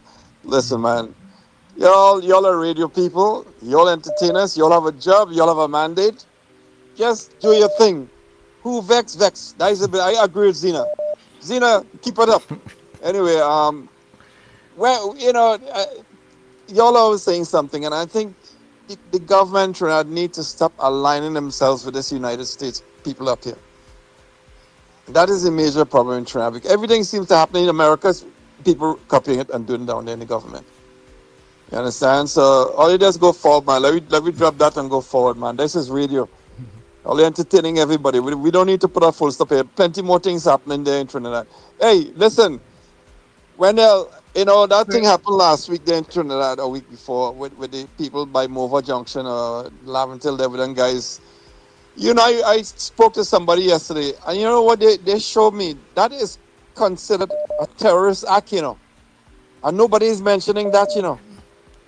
Where these guys got out the guns and put on masks and all kind of thing and shooting up people in the wild like that. You know, I spoke to somebody in Trinidad, and he's trying to tell me that the guy who innocently got killed, who went to get some gas, that he had something to do with this. And you know, some people just read the news incorrectly. You know, but let's go forward, man. You have plenty more things to do this morning. You all have a good one, good weekend. Yeah. Good Monday. Yeah, thanks very much, Captain Ron. Let me give all the results of the morning poll, and then we continue to take your calls on all the other things that you guys been talking about. So this is the results of the morning poll, Wendell. All right. Our poll this morning was, after hearing the leaked audio, do you believe they were conspiring to murder anyone? 4% of you said yes. 96% said no. All right. 4% said yes. 96% said no. All right. I think that was the general consensus, that they didn't hear it. But again, as I said, you know, if, as I tell Ole, if you all know how these things work, there are going to be other tapes coming out, as well as there may be none, because guess what? And people promise other evidence coming out in the Joshua Shamaru killing, that they were shooting at police and whatnot. That nothing come out since. So you know what, Wendell. So Charles, meet your mic. The issue of further evidence. Go ahead, okay, the issue of further evidence, or whether there is more evidence, becomes murky, because if there was more evidence beyond that phone call, why didn't they present it at the Court of Appeal hearing, or the hearings that are before the court, where they wanted to enforce the preventative detention orders, the PDOs? Why wasn't that presented? Because you remember, Douglas Mendes, senior counsel, would have raised the issue, what is your evidence? Yes. Because you have none.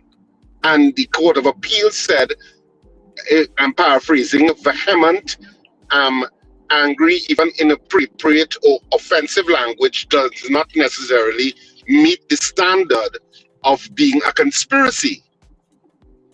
And the intent that underlies a conspiracy. And so the issue of whether or not there are more phone calls, to me, is in question, because of those conversations that happened in the Court of Appeal and whatever evidence they were presenting. Yeah, somebody's setting up this government, man. I can't believe this government's serious. That is the conversation that warranted two business people, to be held on PDOs for conspiracy to murder. I can't believe that. Well, actually, they weren't held on PDOs for that. They were detained for that in the first place, and then PDOs issued, right? They can't be serious. Somebody's setting up this government. This government can't be that naive and stupid to think that people would just go for that and accept the fact that they were detained first to begin with, without charge, and accept that this is the reason why they would be detained. They cannot be so naive. This government have a lot of experienced people in it. Kamala Persad herself is an experienced politician. She must be fuming this morning. I remember sometimes when things happen under the last PNM, I used to say, Dr. Rowley must be cussing this morning when somebody says something stupid or do something stupid. She had to be cussing this morning. To say, that is all you make me go through all this thing for? You understand? She can't. Hold 1 minute, Wendell, let me see if I can get a call. Caller, good morning. Good morning, gentlemen. Good morning, Richard, Charles, and Wendell. Morning. I think Madam know exactly what is going on. She told you all she don't care about country, it's party first. On top of that, after that, they mentioned what the 1% in Parliament, and there is where we are today. What I don't understand is when people use the Indian word is a problem. When they're using the other word, nobody doesn't say nothing. Once you use that other word, everybody find you racist. I have a neighbor like that. You cannot call yourself an African because you're racist if you call yourself an African. So I had to ask her, what is that? See? Have a good day. All right. And you know that video, that release, video from the Prime Minister herself calling herself that might have been after she heard that, you know. I thought about that, you know. Might have been after she heard that audio clip, you know. That must be why she described herself so, as to say this little coolie girl from wherever become prime minister. That's what she said about herself. And she said it again this weekend, people. Right. So I think the conversation is, Wendell, is the C word and the N word racist in 2026? And the answer is yes. Mm-hmm. Those are racist terminologies that we would constitute as being racist terms within a 2026 context. Whether you, because now the N word, when rappers do it, or you see it in movies all the time, that if you're African American, you can say the N word to other people of that same race.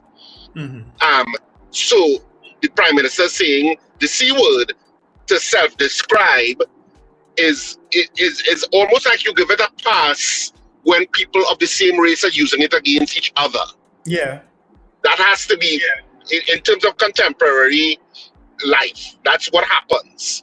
Yes. Okay, people will say, okay, you can do it, but you can't use it if you are not part of the race, of that particular race. You can't use it, then it becomes racist. So Richard, what starts up? We probably need to expound on that, because you remember former President Max Richards also described himself as a red nigger. I'm saying it because those are the words he used. You remember when he did that? Yeah. So is it okay for you to call yourself a derogatory? Was he not quoting Derek Walcott? Because I think it's from a poem. He was. Right. He was. But he was describing himself that way. You understand? Yeah. By quoting Derek Walcott. But is it okay for people to use a derogatory, what is considered a derogatory word, to describe themselves as opposed to somebody describing them that way, somebody else? Well, I think in 2026 context, it's allowed. You are fine if you are self-describing. It's not racist because you're talking about yourself. If you look at the definition of what racism would be, right? So it's not racist because you're self-describing. You might be using a term that is derogatory or is construed as derogatory, but you may be inflecting it in a different way, like what the Prime Minister did. This is what I would have been called, and this is where I am now. That kind of comparison is what she's making. Yes. But was it appropriate as a leader to do it? That's debatable. Some people, we would have found that, as a leader, maybe you should not. You should reference it, but in a different way, and rather than just saying it like that in Parliament. So, but it's 6% of one, half a dozen of the other. In terms of how people read those things, people read those things. So the issue is using those kinds of terms when you're self-describing. Well, it's not racist because you're self-describing. But when somebody outside of that race uses it, is it then racist? Is it then a racist term? It's more nuanced as a racist term. And I'll have to say yes. So when Star Sapka used the term, is it racist then? Yes, it is. Does that make her racist? Well, I don't know. Because it was used in a venting, argumentative way about two women talking about, in a private conversation, talking about a particular person. Does that necessarily make you racist as a person vis-a-vis saying something racist? Yeah. And there are two things. You can say something racist, but does it make you a racist? And that's where I think the dichotomy happens in terms of analyzing the situation. Richard, I'm glad you raised that. Amazingly, in that same conversation, the woman was also heard calling Trump a racist because he don't like black people, and he was saying that Trump is seeing even the Prime Minister here as a black person. You understand? That was part of the conversation too. We may not have, that part may not have been played by us, but I'm sure people also heard that. You understand? Wendell, hold right there. Let me take this call. Caller, good morning.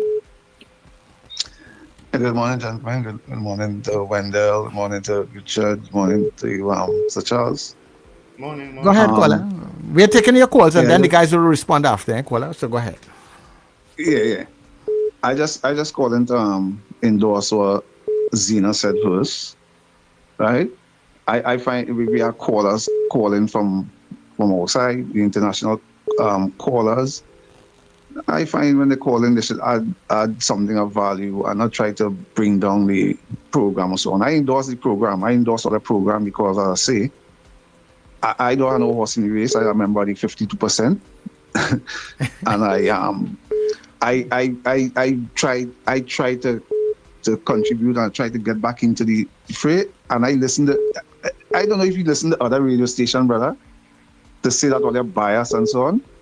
Sometimes one of them have different views and stuff, but I don't see, this is the only program that I consistently, listen to, right? I just had to listen to the next guy there who seemed to be kind of balanced, right? So I endorse all that and all they're doing a good job. And the world is wrong and make up of all different kind of things, So I take the good and the bad. You try to just filter out the bad stuff and stuff we go be on balance, right? And the next thing, this C word and N word go be relevant whatever time because of racial connotation. But my honest opinion is that it have few racist people in Trinidad and Tobago. They might be more vocal and have access to the media and speak out and stuff. But I feel it's very few. I grew up originally in Battery in a mixed community, and we intermarry, all kind of thing. When it was Diwali, everybody come out there and help cut bamboo. Diwali was our celebration. The whole community, African, East Indian, I think, if Wendell and Sir Charles grew up in Battery, they know that. When you see Diwali, all the African people going up to Arangwes and all kind of thing, and lighting Dia and everybody saying it, right? And I mean, in some communities and stuff, it's still a racial thing. I can't remember the last I hear. Yeah. So an African person referring to an Indian person as the C word. Yeah, I myself. But to me, all these things is big distraction, because within the last 2 weeks when you get this SABGA thing, I can't think, all I realize the finance minister just borrowed an next $5-point-something billion, and that carried the national debt to $154 billion. This is three times the national budget, Just now you reach 5 times, and that means I'm just borrowing them. We revenue is just a payback debt, And we hear them talking about any revenue generating thing, right? And information is right. All these things is distraction from the bigger picture, right? So, gentlemen, I'll lock down and listen to somebody else on. Yeah. Well, before you respond, let me just take the other call, and then you guys will go back in, right? Caller, good morning. Princess Tong. Yeah, morning, gentlemen.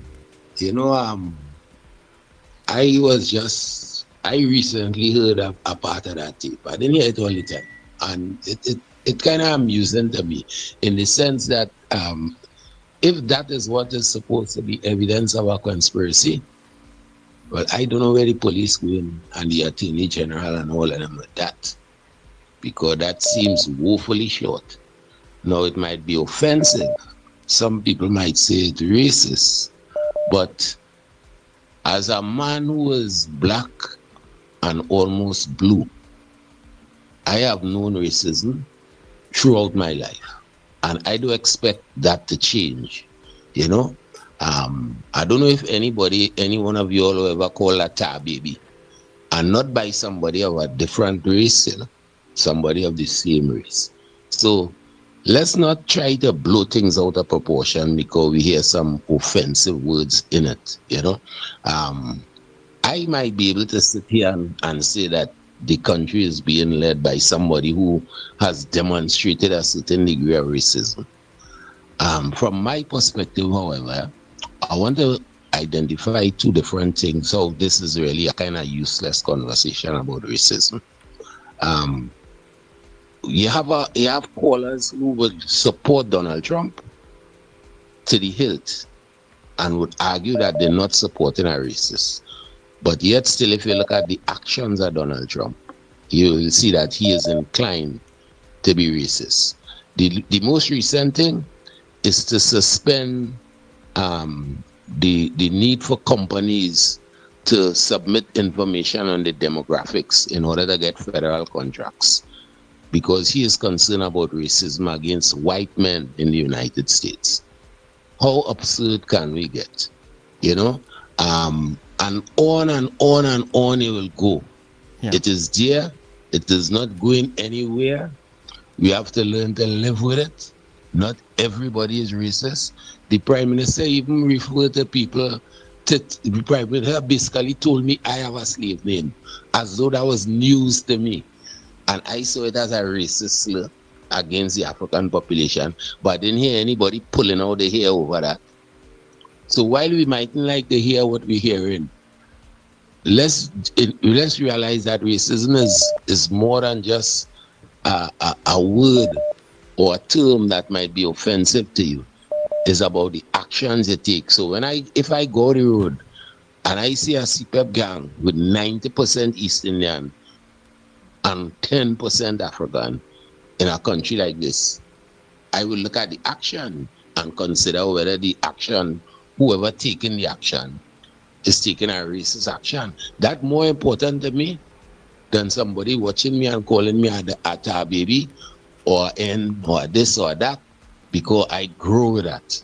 And I could wear my skin as proud as ever.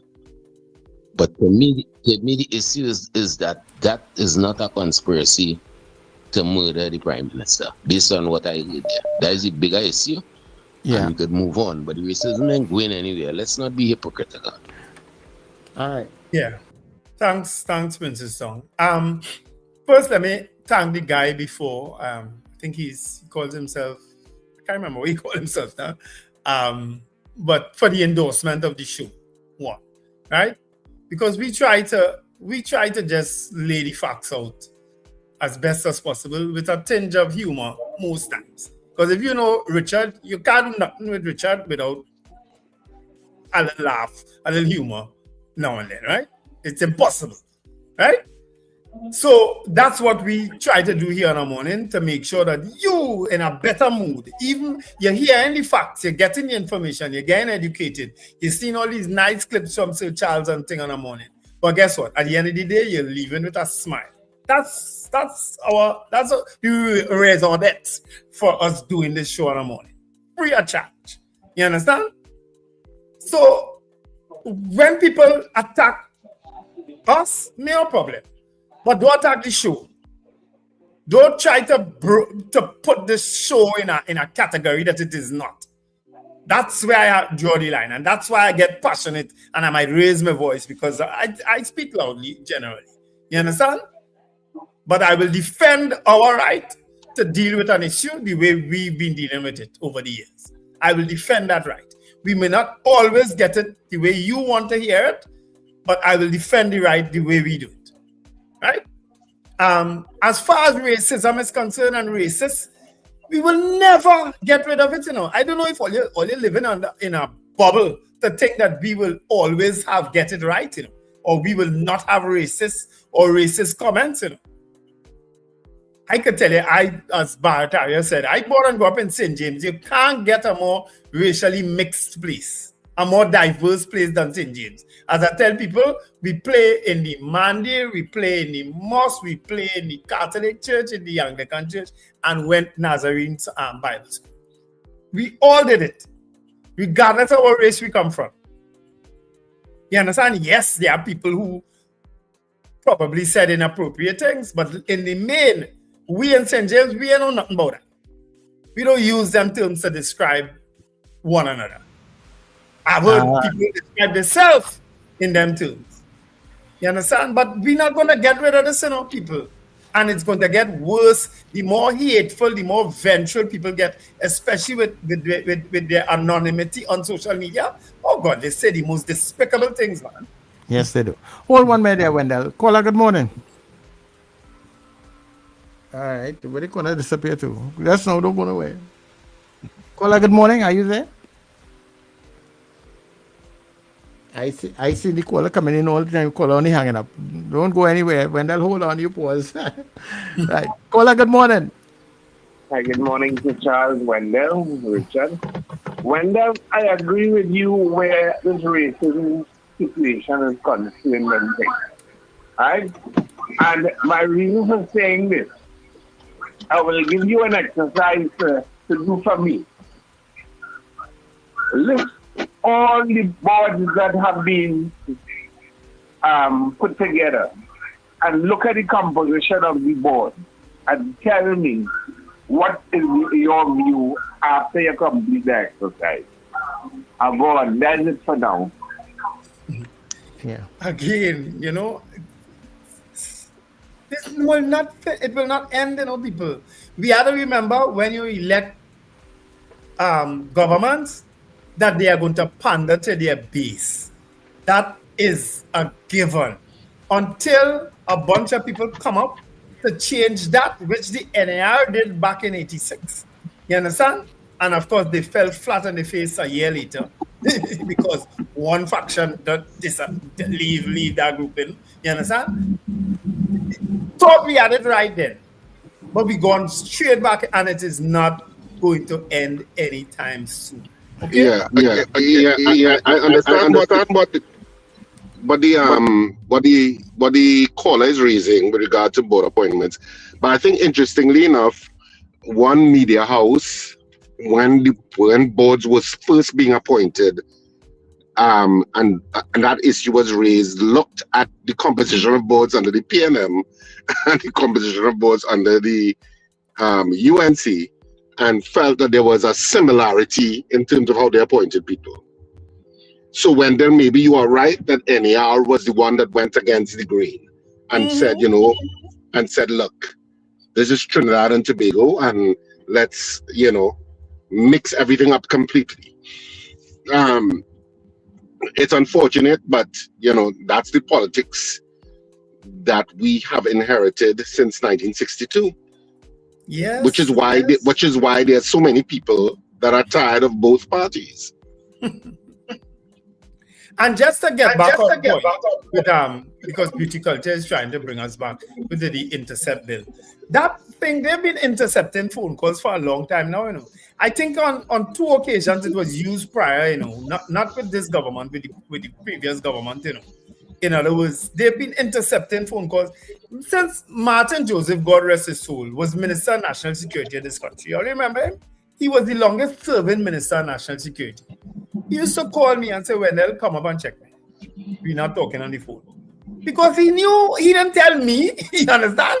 But he used to say, come up, we'll talk in person. Because because of the interception issue. But Wendell, to intercept phone calls, there has to be in a democracy a methodology that has oversight so that it's not politicized. If I was closer again, I'll Zobel. You know, but that's how interception bills should work. Interception bills necessary within the dynamics of life in 2026, probably, because you need to intercept communications between serious criminal elements.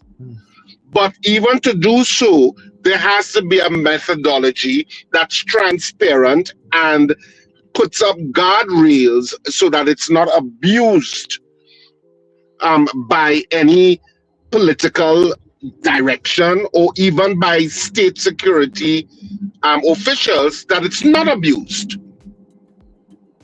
And so that oversight is important, and the interception bill does have some oversight measures. So it's whether those oversight issues were pursued in terms of seeking whatever interception from whomever. And ideally, Richard, that's how it should be. But guess what? You see how this government is operating. You've heard the words of the Attorney General in Parliament. You've heard the words of the Prime Minister. They look like they're going to do anything by the book? No, I'm sorry. Look at the mess we are in with two business people who've been charged with conspiracy to murder. You've now had to revoke their PDOs because the Privy Council let you a hard culprit behind your head. You understand? And look at what is coming out now. So how we supposed to marinate all of this that is put before us? How is the country? Because half the country that voted for the UNC and that is their base, they will see nothing wrong with it.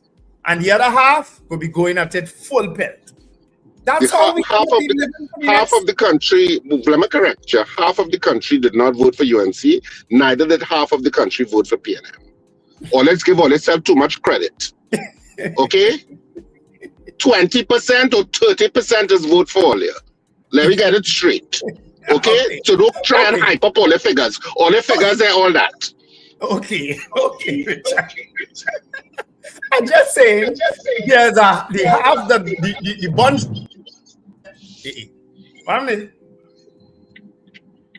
Again, no, go ahead.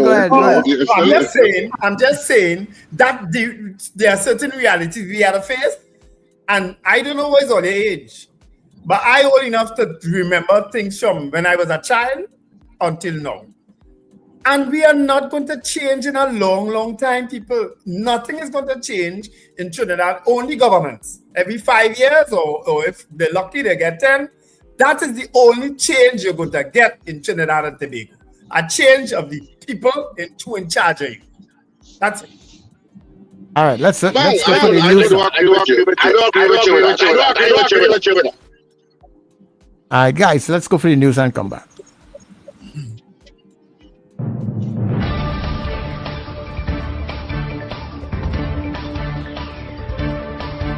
The news you need, the clarity you deserve. Local, regional, global. This is Net Radio News Now.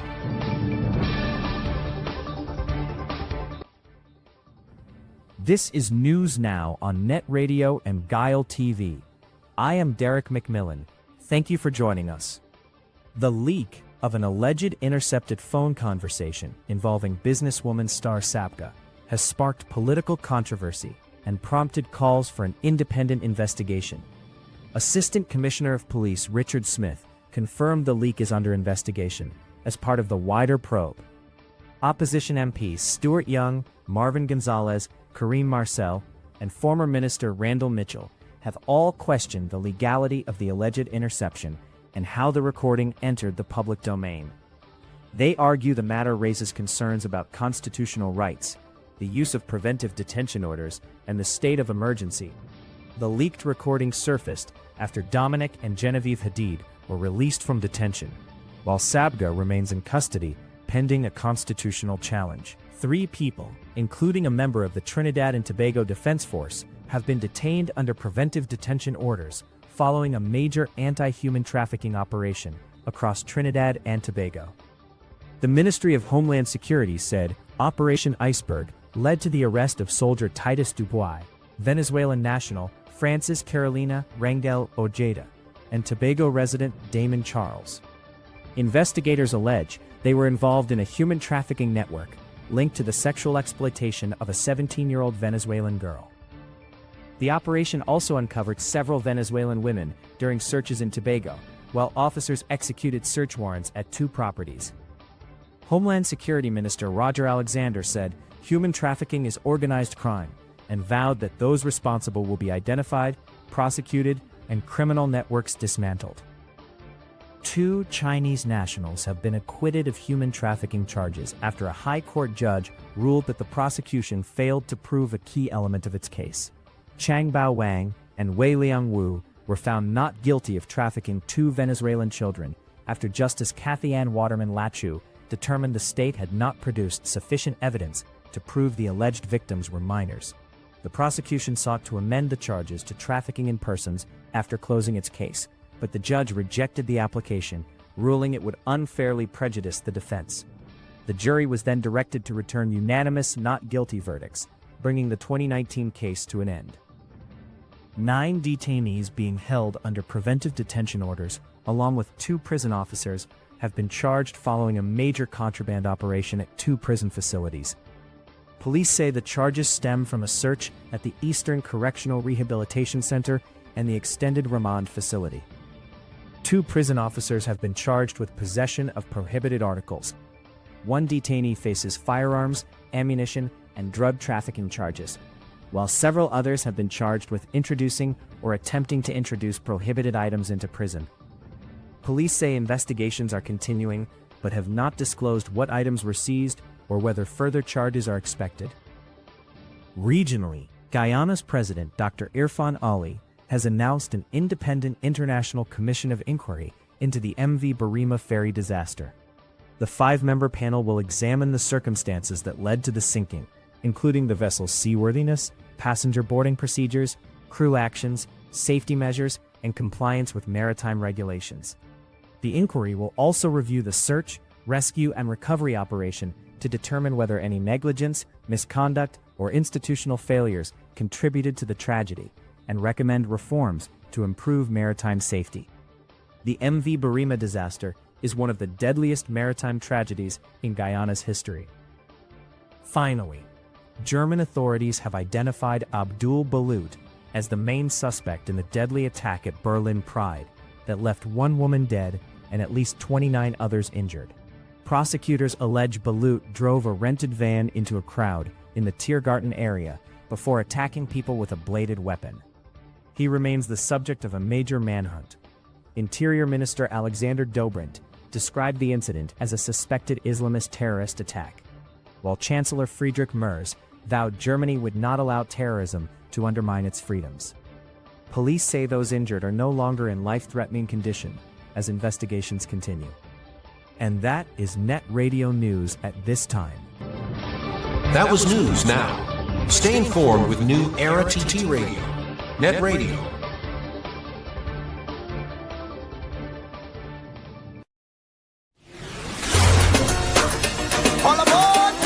Calling all you NETT Radio listeners and fans.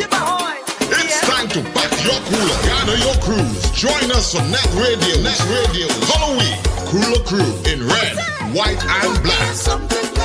On board the luxurious Island Royalty, Saturday, 15th of August, boarding at 7 p.m. from Hardcuts, Shagaramas. We sail at 8 p.m. sharp. Enjoy great music all night long from your favorite NETT DJs: Sir Charles, CJ, Mr. Flavor, Doc International, RJ, and Fluffman. Tell you you's a big dancer. Come show Early bird tickets are just $200, after $250. Get your tickets now at Crosby in St. James, Rumba, St. James, Bobby's Bar in Crep, Bats International in Arima, K Square Fashions at C3 Center, West Mall, and Eastgate Small, and all NETT DJs. No glass bottles allowed. Bring your coolers, bring your crews, and let's celebrate together. NETT Radio, NETT Radio. Halloween Cooler Crew, Saturday, August the 15th, aboard the Island Royalty. For information, call 638-2609 or 497-7173. Halloween on the sea.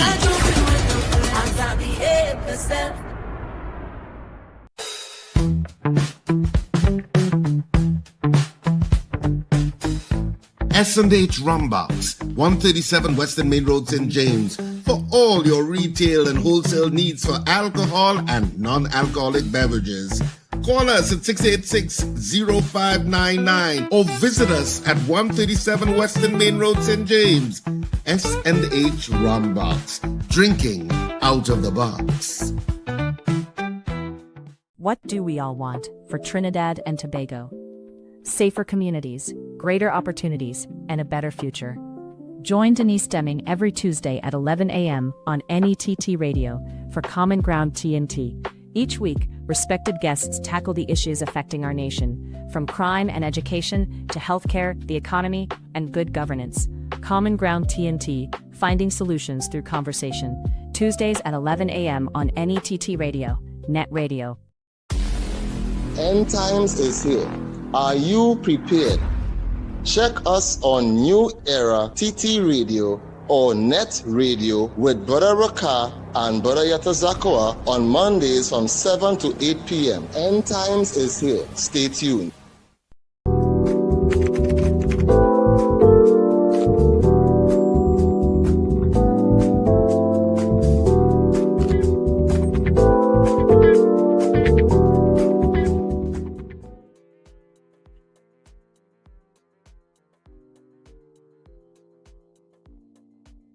Richard, are you there? Because I know you had raised an issue about the intercept bill, intercepting conversation. So Charles, I echoing I don't know. But that's me and you. Do I have to go out and come back in again? You gotta go out and come back in. Do that quick. Yeah. All right. Do that quick. Right. So while Wendell does that, people remember we have the Colorway Cooler Cruise coming up, and we just want to encourage you guys to come and hang out with us on August the 15th. Remember, that is the date we're talking about. On board the Island Royalty, you can pick up your tickets right now. Your tickets are just $200, and you get to come hang out with us on the 15th of August. It's going to be a fantastic, fun ride, but we need your support as always. So pick up your tickets at Rumbox in St. James, Crosby's in St. James, also at Bobby's Bar in Kirap, Fats International in Arima, and at K Squared Fashions. They have 3 locations, one at Eastgate Mall, West Mall, and also at C3 Center. All right. So remember, no glass bottles. Pack your coolers. Come on out. We will be boarding at Hartscott in Chagaramas at 7 p.m. We're sailing at 8 p.m. and then we dancing. We having a fun time on the cruise, right? And we're drinking everything that you put in the cooler. So don't worry about that. Right down till we lie down. And of course, if you're not going cruising with us, because we know some of you all are not into the cruising like before, but guess what? Like Mr. Grant ain't going no cruise hunting again. You know what I mean? He's done with that. His boy days done. So, but you know what? You could still buy a ticket or two to support the cruise. So all of you who are listening, try and see if you can at least buy a ticket to support the event, right? Because that is how we are trying to keep ourselves on air. And if you all like what we're doing, then you need to support us. So purchase a ticket now. Purchase a little 2 ticket, a little 5 ticket. If you have a little small company and you want to send your staff, you can do that. Support us. We need your support, right? You can call us. So Charles, yeah, I'm here. All right, you gotta be a little more convincing. If all you really want us to remain on here, go out and support this now. This is our first attempt at a fundraiser. Well, we need your support. Otherwise, we gotta bust it. And all you gotta listen to them snore sometimes when all listening to radio. You ever see people falling asleep when they listen to radio? Well, that's what all you could be doing when all you go and switch on the other shows. All you could be dropping to sleep. And say, oh, that's what you just said. Yeah, I missed that. So you don't want that to happen to you. So purchase a ticket. Yeah. Buy a little 2 ticket or 3. Support the venture. It's important that you guys support the venture. Okay?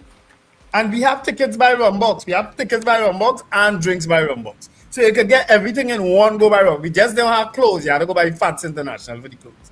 You understand? Yeah. You don't have clothes. But, I mean, you might... Everything else you can get. There's a boat ride. You could go in skivvies. You could go in Speedos. Yeah? It was a boat ride. Well, you might see which other Speedos. Or that bathrobe you have where you get a set of licks in the other day on that plane. He might wear a bathrobe to the shoot. You might be able to come down in the bathrobe, look the part.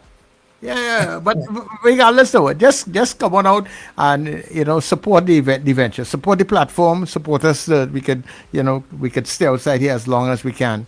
It's very important that you guys support the venture, right? So I know you've been thinking about it, you've been procrastinated. Oh yeah, next week. No. Do it this week now. Do it this week. Purchase a ticket. If you're not sure how to get the tickets, also call us.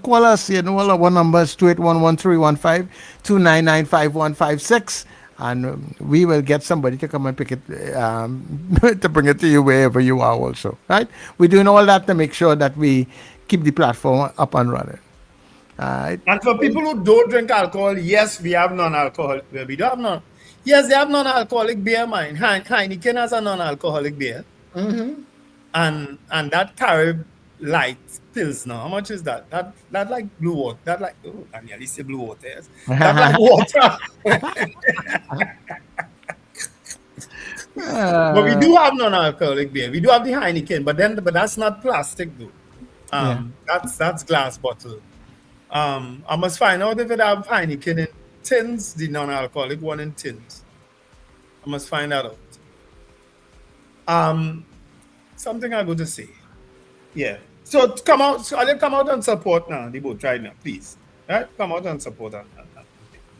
Something I was going to say. What was I going to say before I get interrupted? Hillary. Yeah, Hillary Benjamin show is coming up on this weekend, August 2nd. It's at the St. Francois Girls College. It's a comedy and musical show featuring Joey Rivers and, of course, Larry Joseph. It's $175 per contribution. From tomorrow to Friday, we will give away a ticket each for her show, right? With her permission, of course. And we'll speak to Joey Rivers before the week is done to promote that show, because it's a charity concert, fundraising concert for Hillary as she struggles with some health issues. And so we want to give her support. By the way, I don't know if you all missed it in the chat earlier on. I saw it, and I didn't know if I should read it, but I'm going to read it now because it involves somebody who's near and dear to us. Carol Guevara. I saw where Lincoln had put in the chat earlier on that she's been hospitalized. So Carol, I don't know if you're listening. I hope it's not serious and that you have an absolute speedy recovery, because you have been here with us from day one every single day. Yeah, she has. You know what I mean? And we really appreciate you. As I say, I hope it's not very serious. But the fact that Lincoln put it in the chat, I guess he wants everybody to know, or you want everybody to know, right? That you've been hospitalized, and we hope that you have a speedy recovery so that you could join us for the boat ride. Well, I know you would not have been missing that, you know? Yeah, definitely. All right. Richard is back. Richard, you want to say something? No. I want to extend good wishes to Carol Guevara. You know, you're right, Wendell. She's there from day one. She's always dancing, whatever songs Sir Charles pick, whether it's a good selection or a bad selection, she will still dance to it and support Sir Charles in whatever his music choices are. She was a perfect person for live at lunch. She would just say, your song is good. That will reach far. She would have been on a bandwagon too. Yeah. That is a good song. You're going to make it. And you and I used to be with our jaws dropped. What did Corey and Sir Charles now say there? That's a good song. But they were good at encouraging people, yeah? That is one thing. They were they were good at encouraging people, no matter how bad they were. Yeah. So, you know, there's something for that, I guess. I want to say a special good morning to someone. His name is Mr. Marcel. I won't call his first name. But Mr. Marcel, put me on to somebody in the fraud squad, please. Why is Sir Charles on twice? Put me on to somebody in the fraud squad. I know that's where you are from. I'm trying to wrap around. Yeah, to see if it would work. Yeah, it seems to be working. Yeah, this I can join the conversation this way on my phone. Well, look at that. It is working. Yeah. Well, Richard really did say Sir Charles forgive him, and he had to keep trying things while he's on here. Because I called Richard and let loose in the tail early on. He said, no, Wendell. You know, Sir Charles, if he is like me, he will be determined to fix that thing. They have too much determination. Maybe sometimes I just give up. Yeah, sit the hell with that. Nah, you'll be trying Marcel, put me under somebody in the fraud squad if you're listening. Send me a name. Who could go to? Why some fraud was committed against you? A good friend of mine had a situation that he'll need to go to the fraud squad. Not that friend you're thinking. I wasn't thinking of anybody actually. No, you always think of somebody. Now that you said that, now that my mind will go there. You always think about somebody. No, I don't. You always think about a particular person. I wasn't. I was thinking, well, what friend you have with fraud matters, and why did you just walk down to Park Street? Is that where fraud squad is? Yeah. Park, that one opposite the gas station, as a fraud squad. Fraud squad is there now? It was always there. Okay, I know the building. All right. It was always there. I'll tell them go there today. Yeah. So anyway, yes, so what are we talking about? So of course, all manner of topics. Of course, the main topic this morning has been that conversation that leaked online and went across the planet, and mostly to Trinidadians and the Begonians in the diaspora, and of course in Trinidad and Tobago, And most people, I think, don't see it as a conspiracy. They see it as two women venting and concerned about the attack on their community, the perceived attack on their community. Let me, put it that way. But is it really perceived because the statements in Parliament by the Attorney General and the Prime Minister lent itself to be seen as an attack on that community?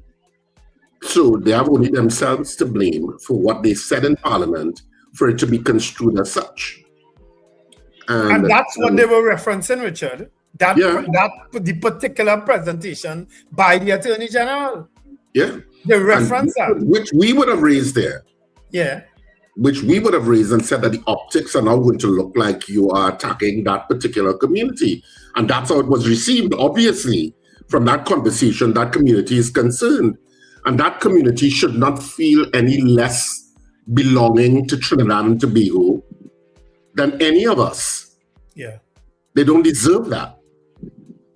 And and for them to even say like things like our time is over, I found that sad. Mm-hmm. That in a space like Trinidad and Tobago, you should feel so other by statements that politicians have made. They even said I called a figure, Richard. They said 22 more of them visas will be revoked. I think I heard that number called. But some version of that. And it had nothing to do, as per the conversation, with drug running, with drug smuggling, with those. It had nothing to do with that. Yeah. That was part of the conversation too. But I found that particularly sad when you had to say, well, our time is over.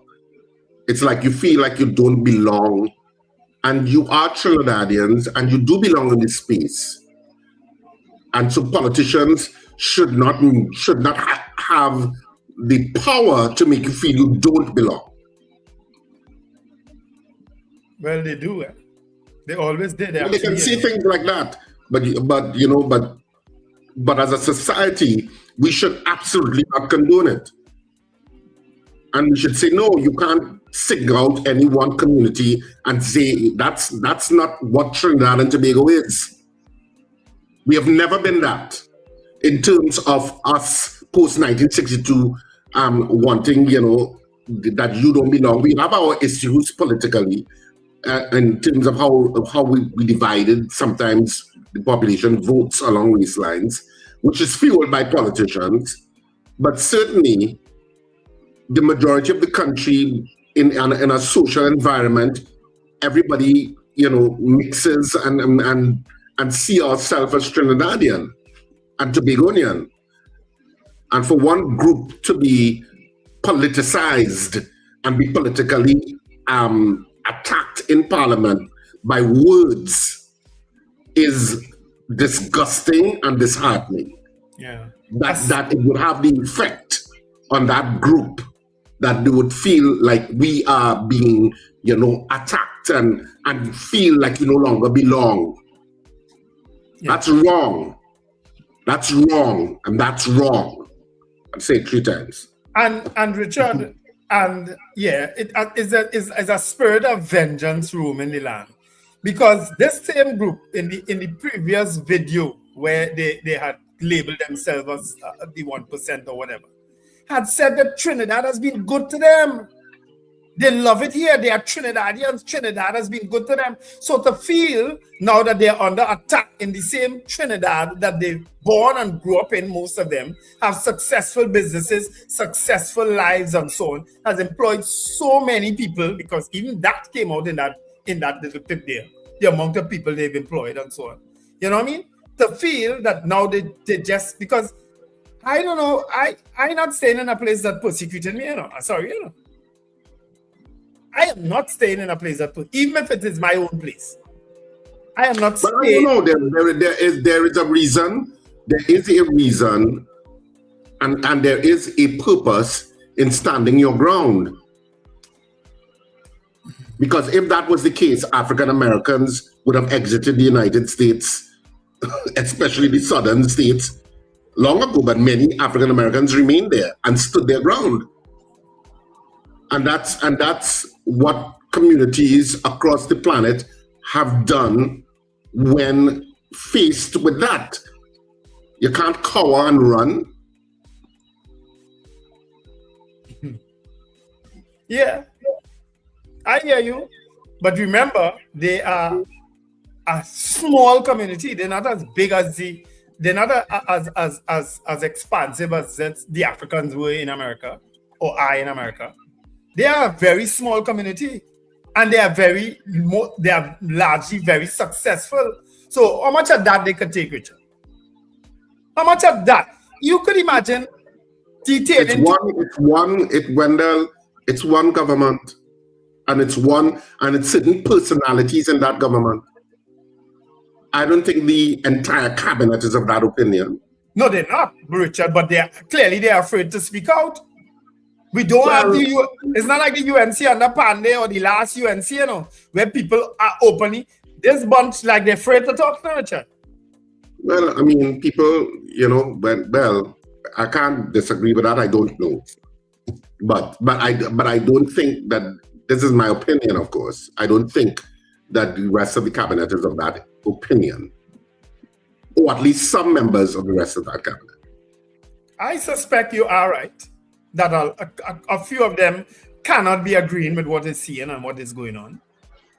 Yeah.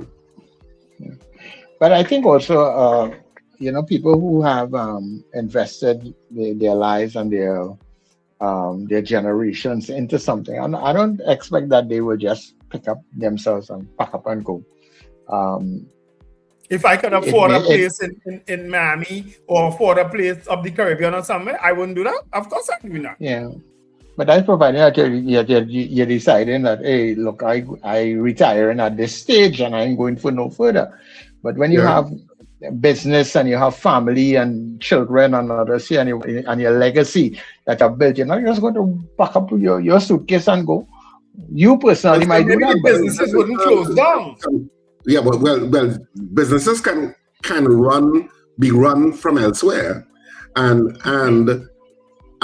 some of the Syrian Lebanese community have migrated to Barbados. Some have left and gone to Barbados.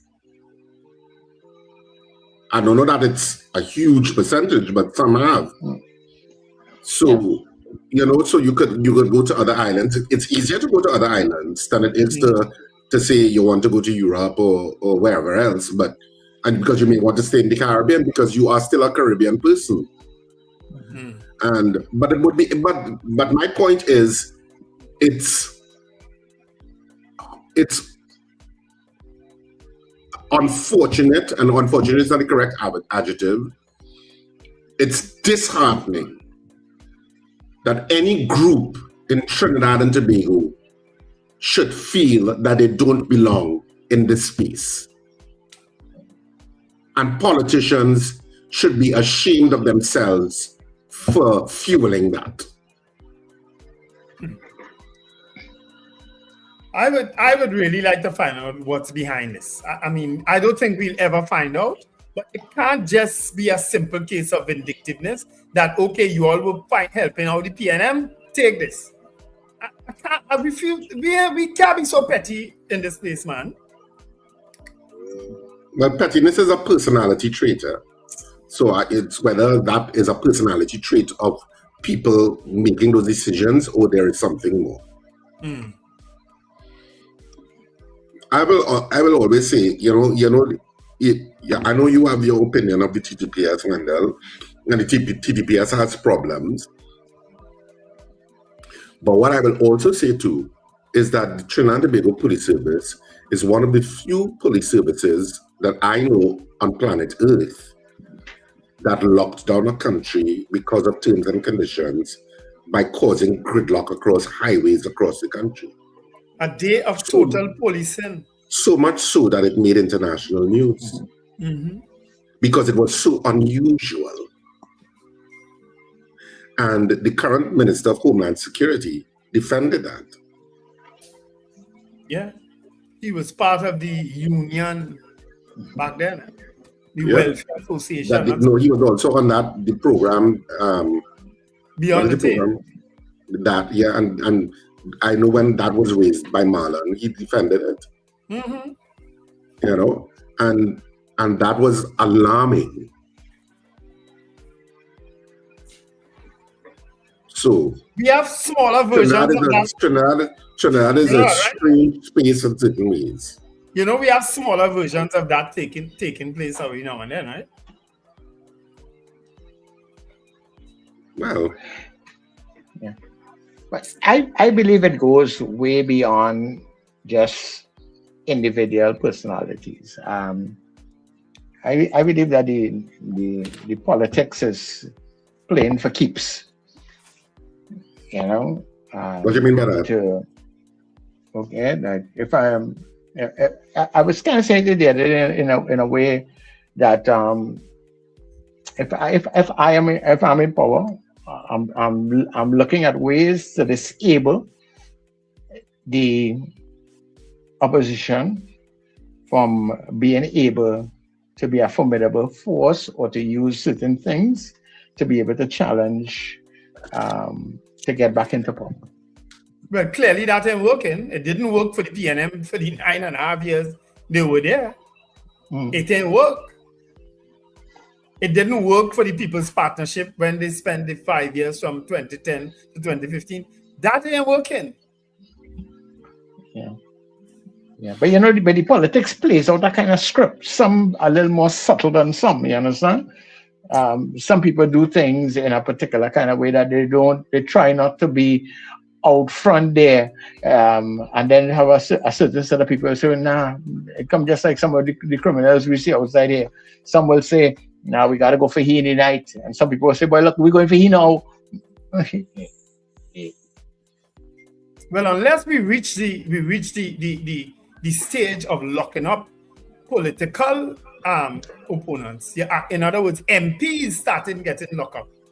Unless we reach that stage, in other words, Stuart Young says something in the morning, go on holiday, put the video. You understand? That might be the next stage, you know, Wendell. That might be the next stage. No, that was telling us, Charles, that would be very frightening. That is civil war. That will be war. Anytime we reach that stage, brother man, run. Hi.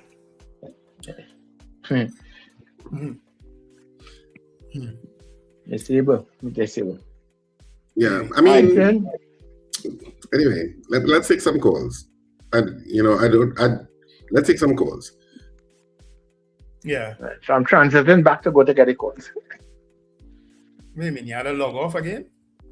No, I am going to sort out myself. Right. So people, you can call us now, 281-13152995156. Right? The lines are open to you. Yep. I've never seen a government. I mean, I've seen it. We've seen it. But this time it's a different way of almost shooting yourself in your foot. It's a different way of destroying yourself from within. How governments making these mistakes over and over and over again, I don't know.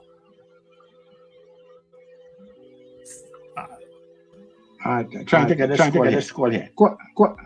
Caller, good morning. Good morning, gentlemen. Are you hearing me okay? Yes, we hear you okay. Right, I know the testing things now, so I want to make sure. Gentlemen, I want to nominate this influencer for Prime Minister of Trinidad and Tobago. Rambles. I don't know if anybody listened to his video concerning the audio. But that guy break down that to a scientific level. When he said, if these people are in crime, how come they didn't speak about it because they didn't know they were recorded? If they are guilty of the crimes that they are alleged to be in, why didn't they speak about it? Safe and aside from that, if they are in collusion with the PNM, why the question was asked, where is Stuart Young? The question wasn't stated, I'm going and call Stuart now to deal with that. The question was, where is the opposition leader? Or Stuart, a member of the opposition? You understand? that conversation convinced me, at least, that these people aren't guilty of all the other atrocious things that they have accused them with. That not to say that they weren't involved in it at some point in time in their life with the forbearance. But clearly, these people are into legitimate business now because they spoke nothing of any crime, criminal action, corruption, or anything like that in a call that was, as we all already established, was private. That was one of the most unrestrained conversation, uninhabited conversations. So, and there was no confession of any wrongdoing or ill will or anything like that. So, I just love the way that Rambles break it down and brought things that we're not thinking about into the forum, right? As yours already articulated for the morning, I didn't hear any conspiracy to murder anybody, right? We have had at least 3-4 influencers that has publicly stated on the social media page. One actually said, hey, the PM house is down Separia, don't when you're bombing Separia, don't bomb. It was a direct look thing as to where the prime minister, yes, she was arrested the same way too, but not under no PDO, not under no thing, and she got bail and she out. The bigger question with all of this to me is congratulations to the Hadi, they was able to financially pay the way and go through the process and think. But what about this young man who was, maybe you could tell me, I don't know if I'm abroad as you know, so I don't have in touch with all the details. This young man who Henry, the influencer who was arrested for talking about the gods and basically he condemned Hindu gods, but what he said was not treasonous, was not anything inciting violence, but he was arrested on that PDO, right? What is he still in jail? Is he on bail? Did he ever get bail? What is the status with him? And we have to know that the Homeland Security Minister has pulled back the PDO for the Hadiths, because I would imagine he recognized he make a mistake. How many other people you have on PDO that you lock up with no evidence and no charge? These are the questions that we need to be asking ourselves, right? We did okay, thanks for Lincoln, we did that up in terms of what Nizam Mohammed would have said over the weekend when Nizam Mohammed would have spoken at some event, and he was very emotional about it.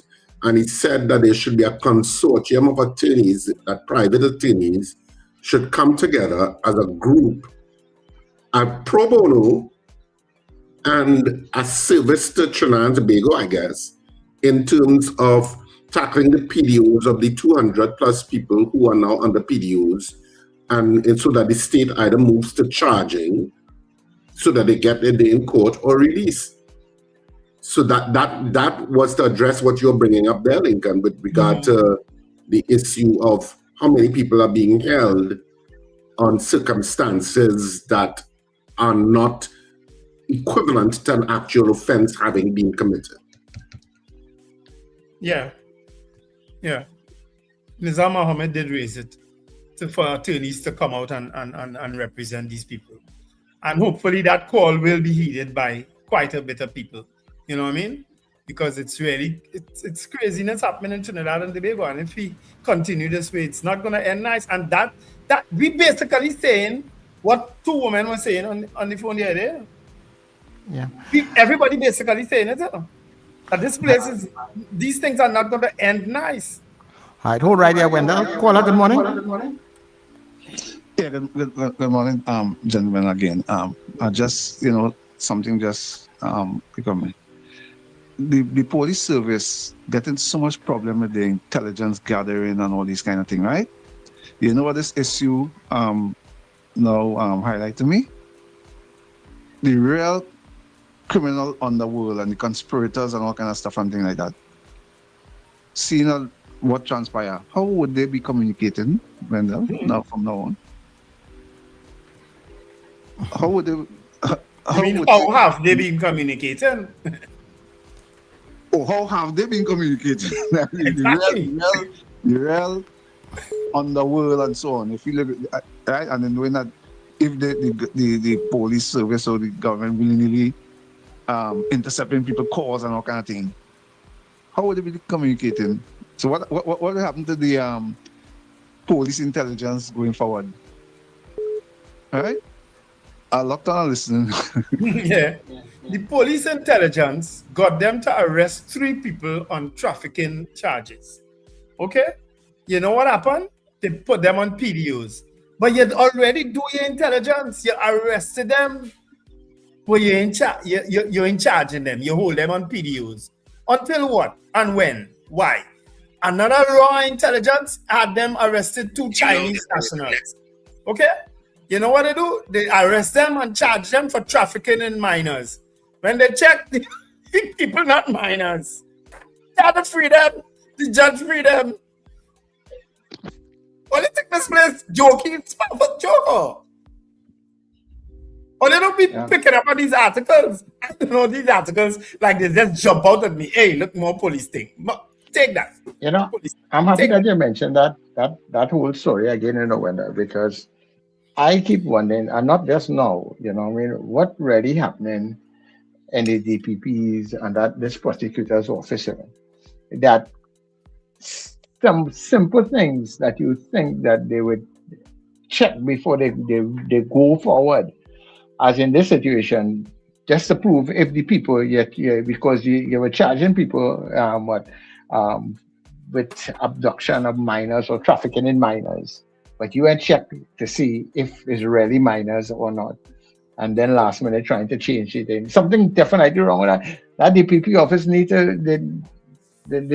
some cocaine broom up inside of there or something. Well, you assume, and remember the police can charge without going to the DPP, you know. Not so, Richard?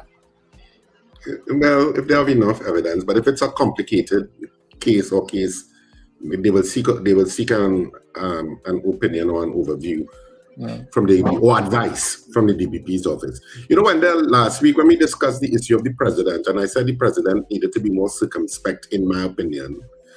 This is my opinion, nobody else's. Because the president is the one that has the duty to call a state of emergency. And I felt that, you know, when they call the last state of emergency, but you know my opinion on the states of emergencies, I don't have to re-articulate it. Ramesh Marat says it, and everybody saying, oh, look, he says that. What I've been saying all the time, that's what Ramesh Marat said, that state of emergencies are not to fight crime.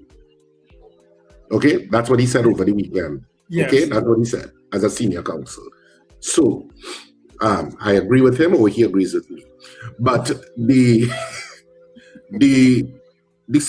president is one of the powers that the president exercises, that it's not on the advice of or me.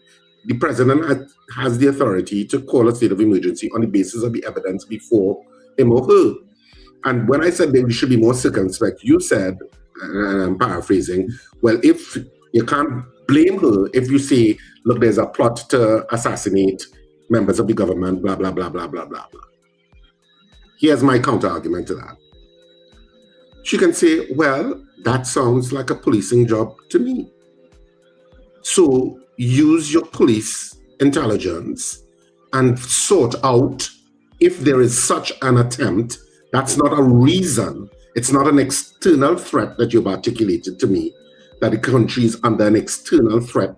It's not a natural disaster, which is what the Constitution envisages in terms of a state of emergency. That sounds like police work. Mm-hmm. So do your police work and seek out whoever these possible criminal conspirators are and charge them and bring them before the court. That's the response that could have been given. Well, okay, I hear you. Maybe in hindsight, she could be saying that. I hope if the president is listening now, and she'll say, well, even though I'm zooming in because she's currently in the position, but I'm speaking broadly that presidents need to be more circumspect because there are certain powers that the president has that they should jealously guard and be very territorial about. And just because politicians state agencies want something does not mean that they should get it. Yeah. Well, I mean, it has a lot to do, I guess, with the character of the person who sits in that office to it.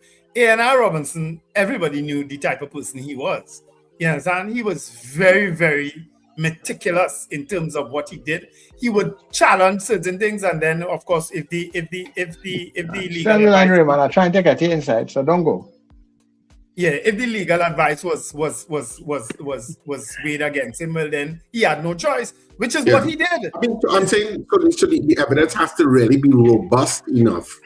I'm not saying that the president should not call it, but make sure that it's robust enough. Yeah. Take the call now, Sir Charles. Okay. Paula, are you there? Go ahead. Yes, gentlemen. Good morning, Richard, Wendell, Sir Charles. Good morning. I want to echo the sentiments of Lincoln, and also a quick question to you all before I go. Part of the conversation this morning was on racism. How would you classify what happened between the Indian High Commission and the Emancipation Support Committee? Is that a case of racism? I looked on and listening. Well, Richard, your mic is silent. It's still silent. Yeah, That's it, Charles meeting me. That's it, Charles meeting me, not me. That's it, Charles meeting me. Okay. Let me be very clear. Okay? What I would say is I don't know if it meets the standard of being racist. I think inappropriate timing. But I don't know that it's racist. It's very difficult to read something like that as being racist. That's my opinion. But is it inappropriate? Absolutely. And you should have enough situational awareness of where you are and the country to know that would be inappropriate. Yeah, I don't read it as racist either. Yeah. I didn't see it as racist either. Yeah. Inappropriate, yes. I don't see it as racist. I don't even see what Ms. Sabga saying is racist either. Richard? Hold 1 minute there, guys. Caller, good morning.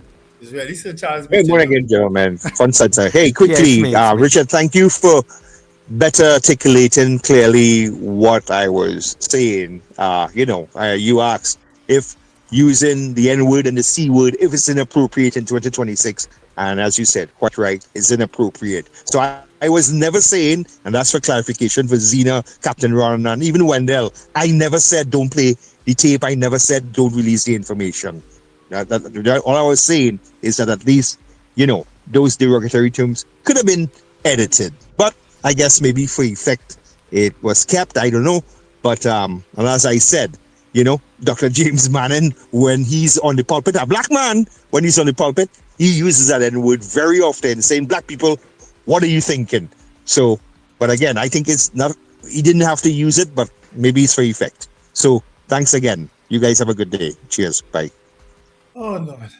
I ain't responding this time again. Huh? I did say Richard immediately apologize. I ain't responding again. I'm not sorry. Yeah. Well, I think, but Wendell, is the word racist in the context and how it was used? Yes. Is she racist? I don't know. I don't think, maybe not. I don't know. But I think I understand it within the context. And I think for a lot of Trinidadians and Tobagonians, they understand, one, it's a private conversation. Two, when people venting and they're angry and they hurt, which is what that conversation was about, angry, hurt, vexed, you're being attacked. And you say a racist word, because it is a racist word in the context it was used, does not necessarily make you racist. That's what I'm saying. But it just, but in Trinidad and Tobago, when people have conversations and they're venting, they use words like that. They say things like that. We know it. We have been in situations where people venting and they say words and they say things that are derogatory. And you just, sometimes you may call it out, sometimes you just let it go because you know it's a venting situation. Yeah. All you want to get racism? Travel through some parts of Europe and America. That is where racism is. Not But this did you see, thing we have as you're here. talking about that, did you see those far-right English white men?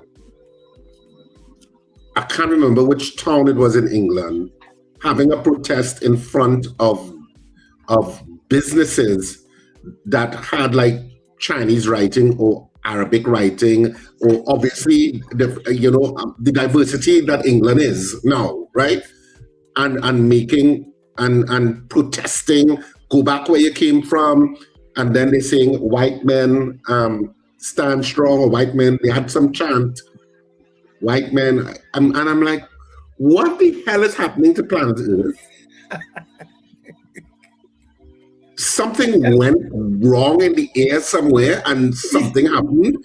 Why is the planet so divisive in so many ways? It's sickening. Yep. It's all those blood It's moons. downright sickening. And it's like it's everywhere. Yep. It was in World Cup. It's everywhere. I don't know what the hell, in an information age where you think people are more educated and more intelligent about issues, why would we go for the lowest common denominator in terms of human beings and how we relate to each other? I even here. They don't care. Nobody cares again about one another, Richard. I'm sorry to put it this way. Nobody cares about one another. People only care about some themselves. people. I want to believe the majority of humanity may be of my ilk and find it. What the hell is going on? I want to believe the majority of human beings are like me and thinking that way. What the hell is going on? Yeah, but we have this voice here on radio, but largely people don't battle with these people on social media. They just leave them, because there's very little you could tell an idiot on social media and not get fuss up for it. Yeah, but those kind of trolls on social media, I like to think of them as being a minority of a minority. That they're just trying to get some traction by saying hurtful and insulting things in the most insulting way, and sometimes it's best to just ignore them. Richard, their counter to it always is about some other incident that happened. In other words. And that's why I say sometimes it's better to just ignore them. Yeah. Yeah. They weren't brought up well, that know that negatives and negatives don't make anything better. They didn't have proper parents who said, you don't contribute to negativity. You try to make it more positive. So if you weren't brought up well, and that is your thing, I can help you, that's your parents' fault. Yeah. That you have the kind of personality that you have. Anyhow, guys, I think that's where we can leave it this morning as we get closer to 9 o'clock. I'm now waxing warm here. You want to cut me off. Yeah. I don't want to get too warm. No, but this... I can't want to let them get too warm. True. But again, as I said, wait for the next leak tape, people. It's coming. Sure as day it's coming. Watch and see. Because somebody had to talk to these co-conspirators. They had to have a conversation that where a minister went on affidavit and mentioned two people who were part of this plan. That had to form part of a leaked conversation. Okay? More to come. Yeah. We don't. Get your popcorn, people. Get your popcorn. But anyway, it's close to 9 o'clock where we, shed ourselves of these issues, at least Wendell and myself do. We shed ourselves of these issues and do not talk about them for the rest of the day because we are now in our own space and in our own lives. And, we'll express opinions, the following morning. So, have a fantastic day, whatever you do. We know you have a choice and we're glad that you chose us and to spend the time with us this morning. As we discuss, making Trinidad and Tobago a better place, making the world a better place. I don't know how much clout we have in making the world a better place, but certainly Trinidad and Tobago, we could try and, inspire conversations to make it a better place. So have a fantastic day, whatever you do. Remember to smile and laugh. It's great for health. It's Monday. I know what it is on a Monday. Some of you have Monday blues, but get over it. And hopefully we helped you get over it. Of course, netradiott.com continues on the web. You can go there and listen to the excellent programming throughout there. Or you can go to your smart devices and say, play NETT Radio Trinidad on TuneIn. Exactly as I just said it. Play NETT Radio on NETT Radio Trinidad on TuneIn, and you'll be good to go. And you can listen to the programming from your speaker, and you can have on your speaker on or your smart device on for the entire day, listening to the program until tomorrow morning. Yeah. So have a fantastic day, people, and of course, go out and buy those tickets for the boat ride. Listen to us. If you all do support this boat ride, this show may come to an end. Put that in the pipe and smoke it. Mm-hmm. That's how serious it is. So support the boat ride, even if you're not coming to it. All right? All of who have pension coming in this week, tell your grandchildren and them, go and buy 2 tickets for me. I'm not going, but go and buy it. Have a wonderful day. Remember to let go and let go. Right. Send your children to go and get those tickets. Tell them, you know what? My pension going to be a little less. Or you always harassing me for money every month. It's going to be a little less because I'm buying 2 tickets for the boat ride. Because that's the show I was watching in the morning. Not all here. Right. So Charles, you want to go and listen to the boring birthday boy? Let it go. Yeah.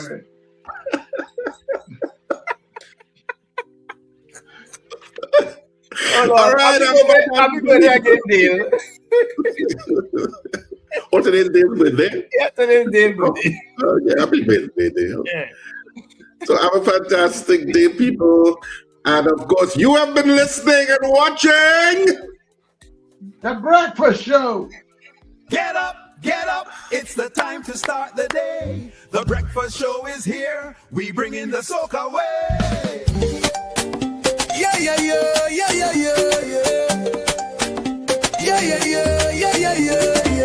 Wake up, it's a brand new dawn. The Breakfast Show got the vibes turned on.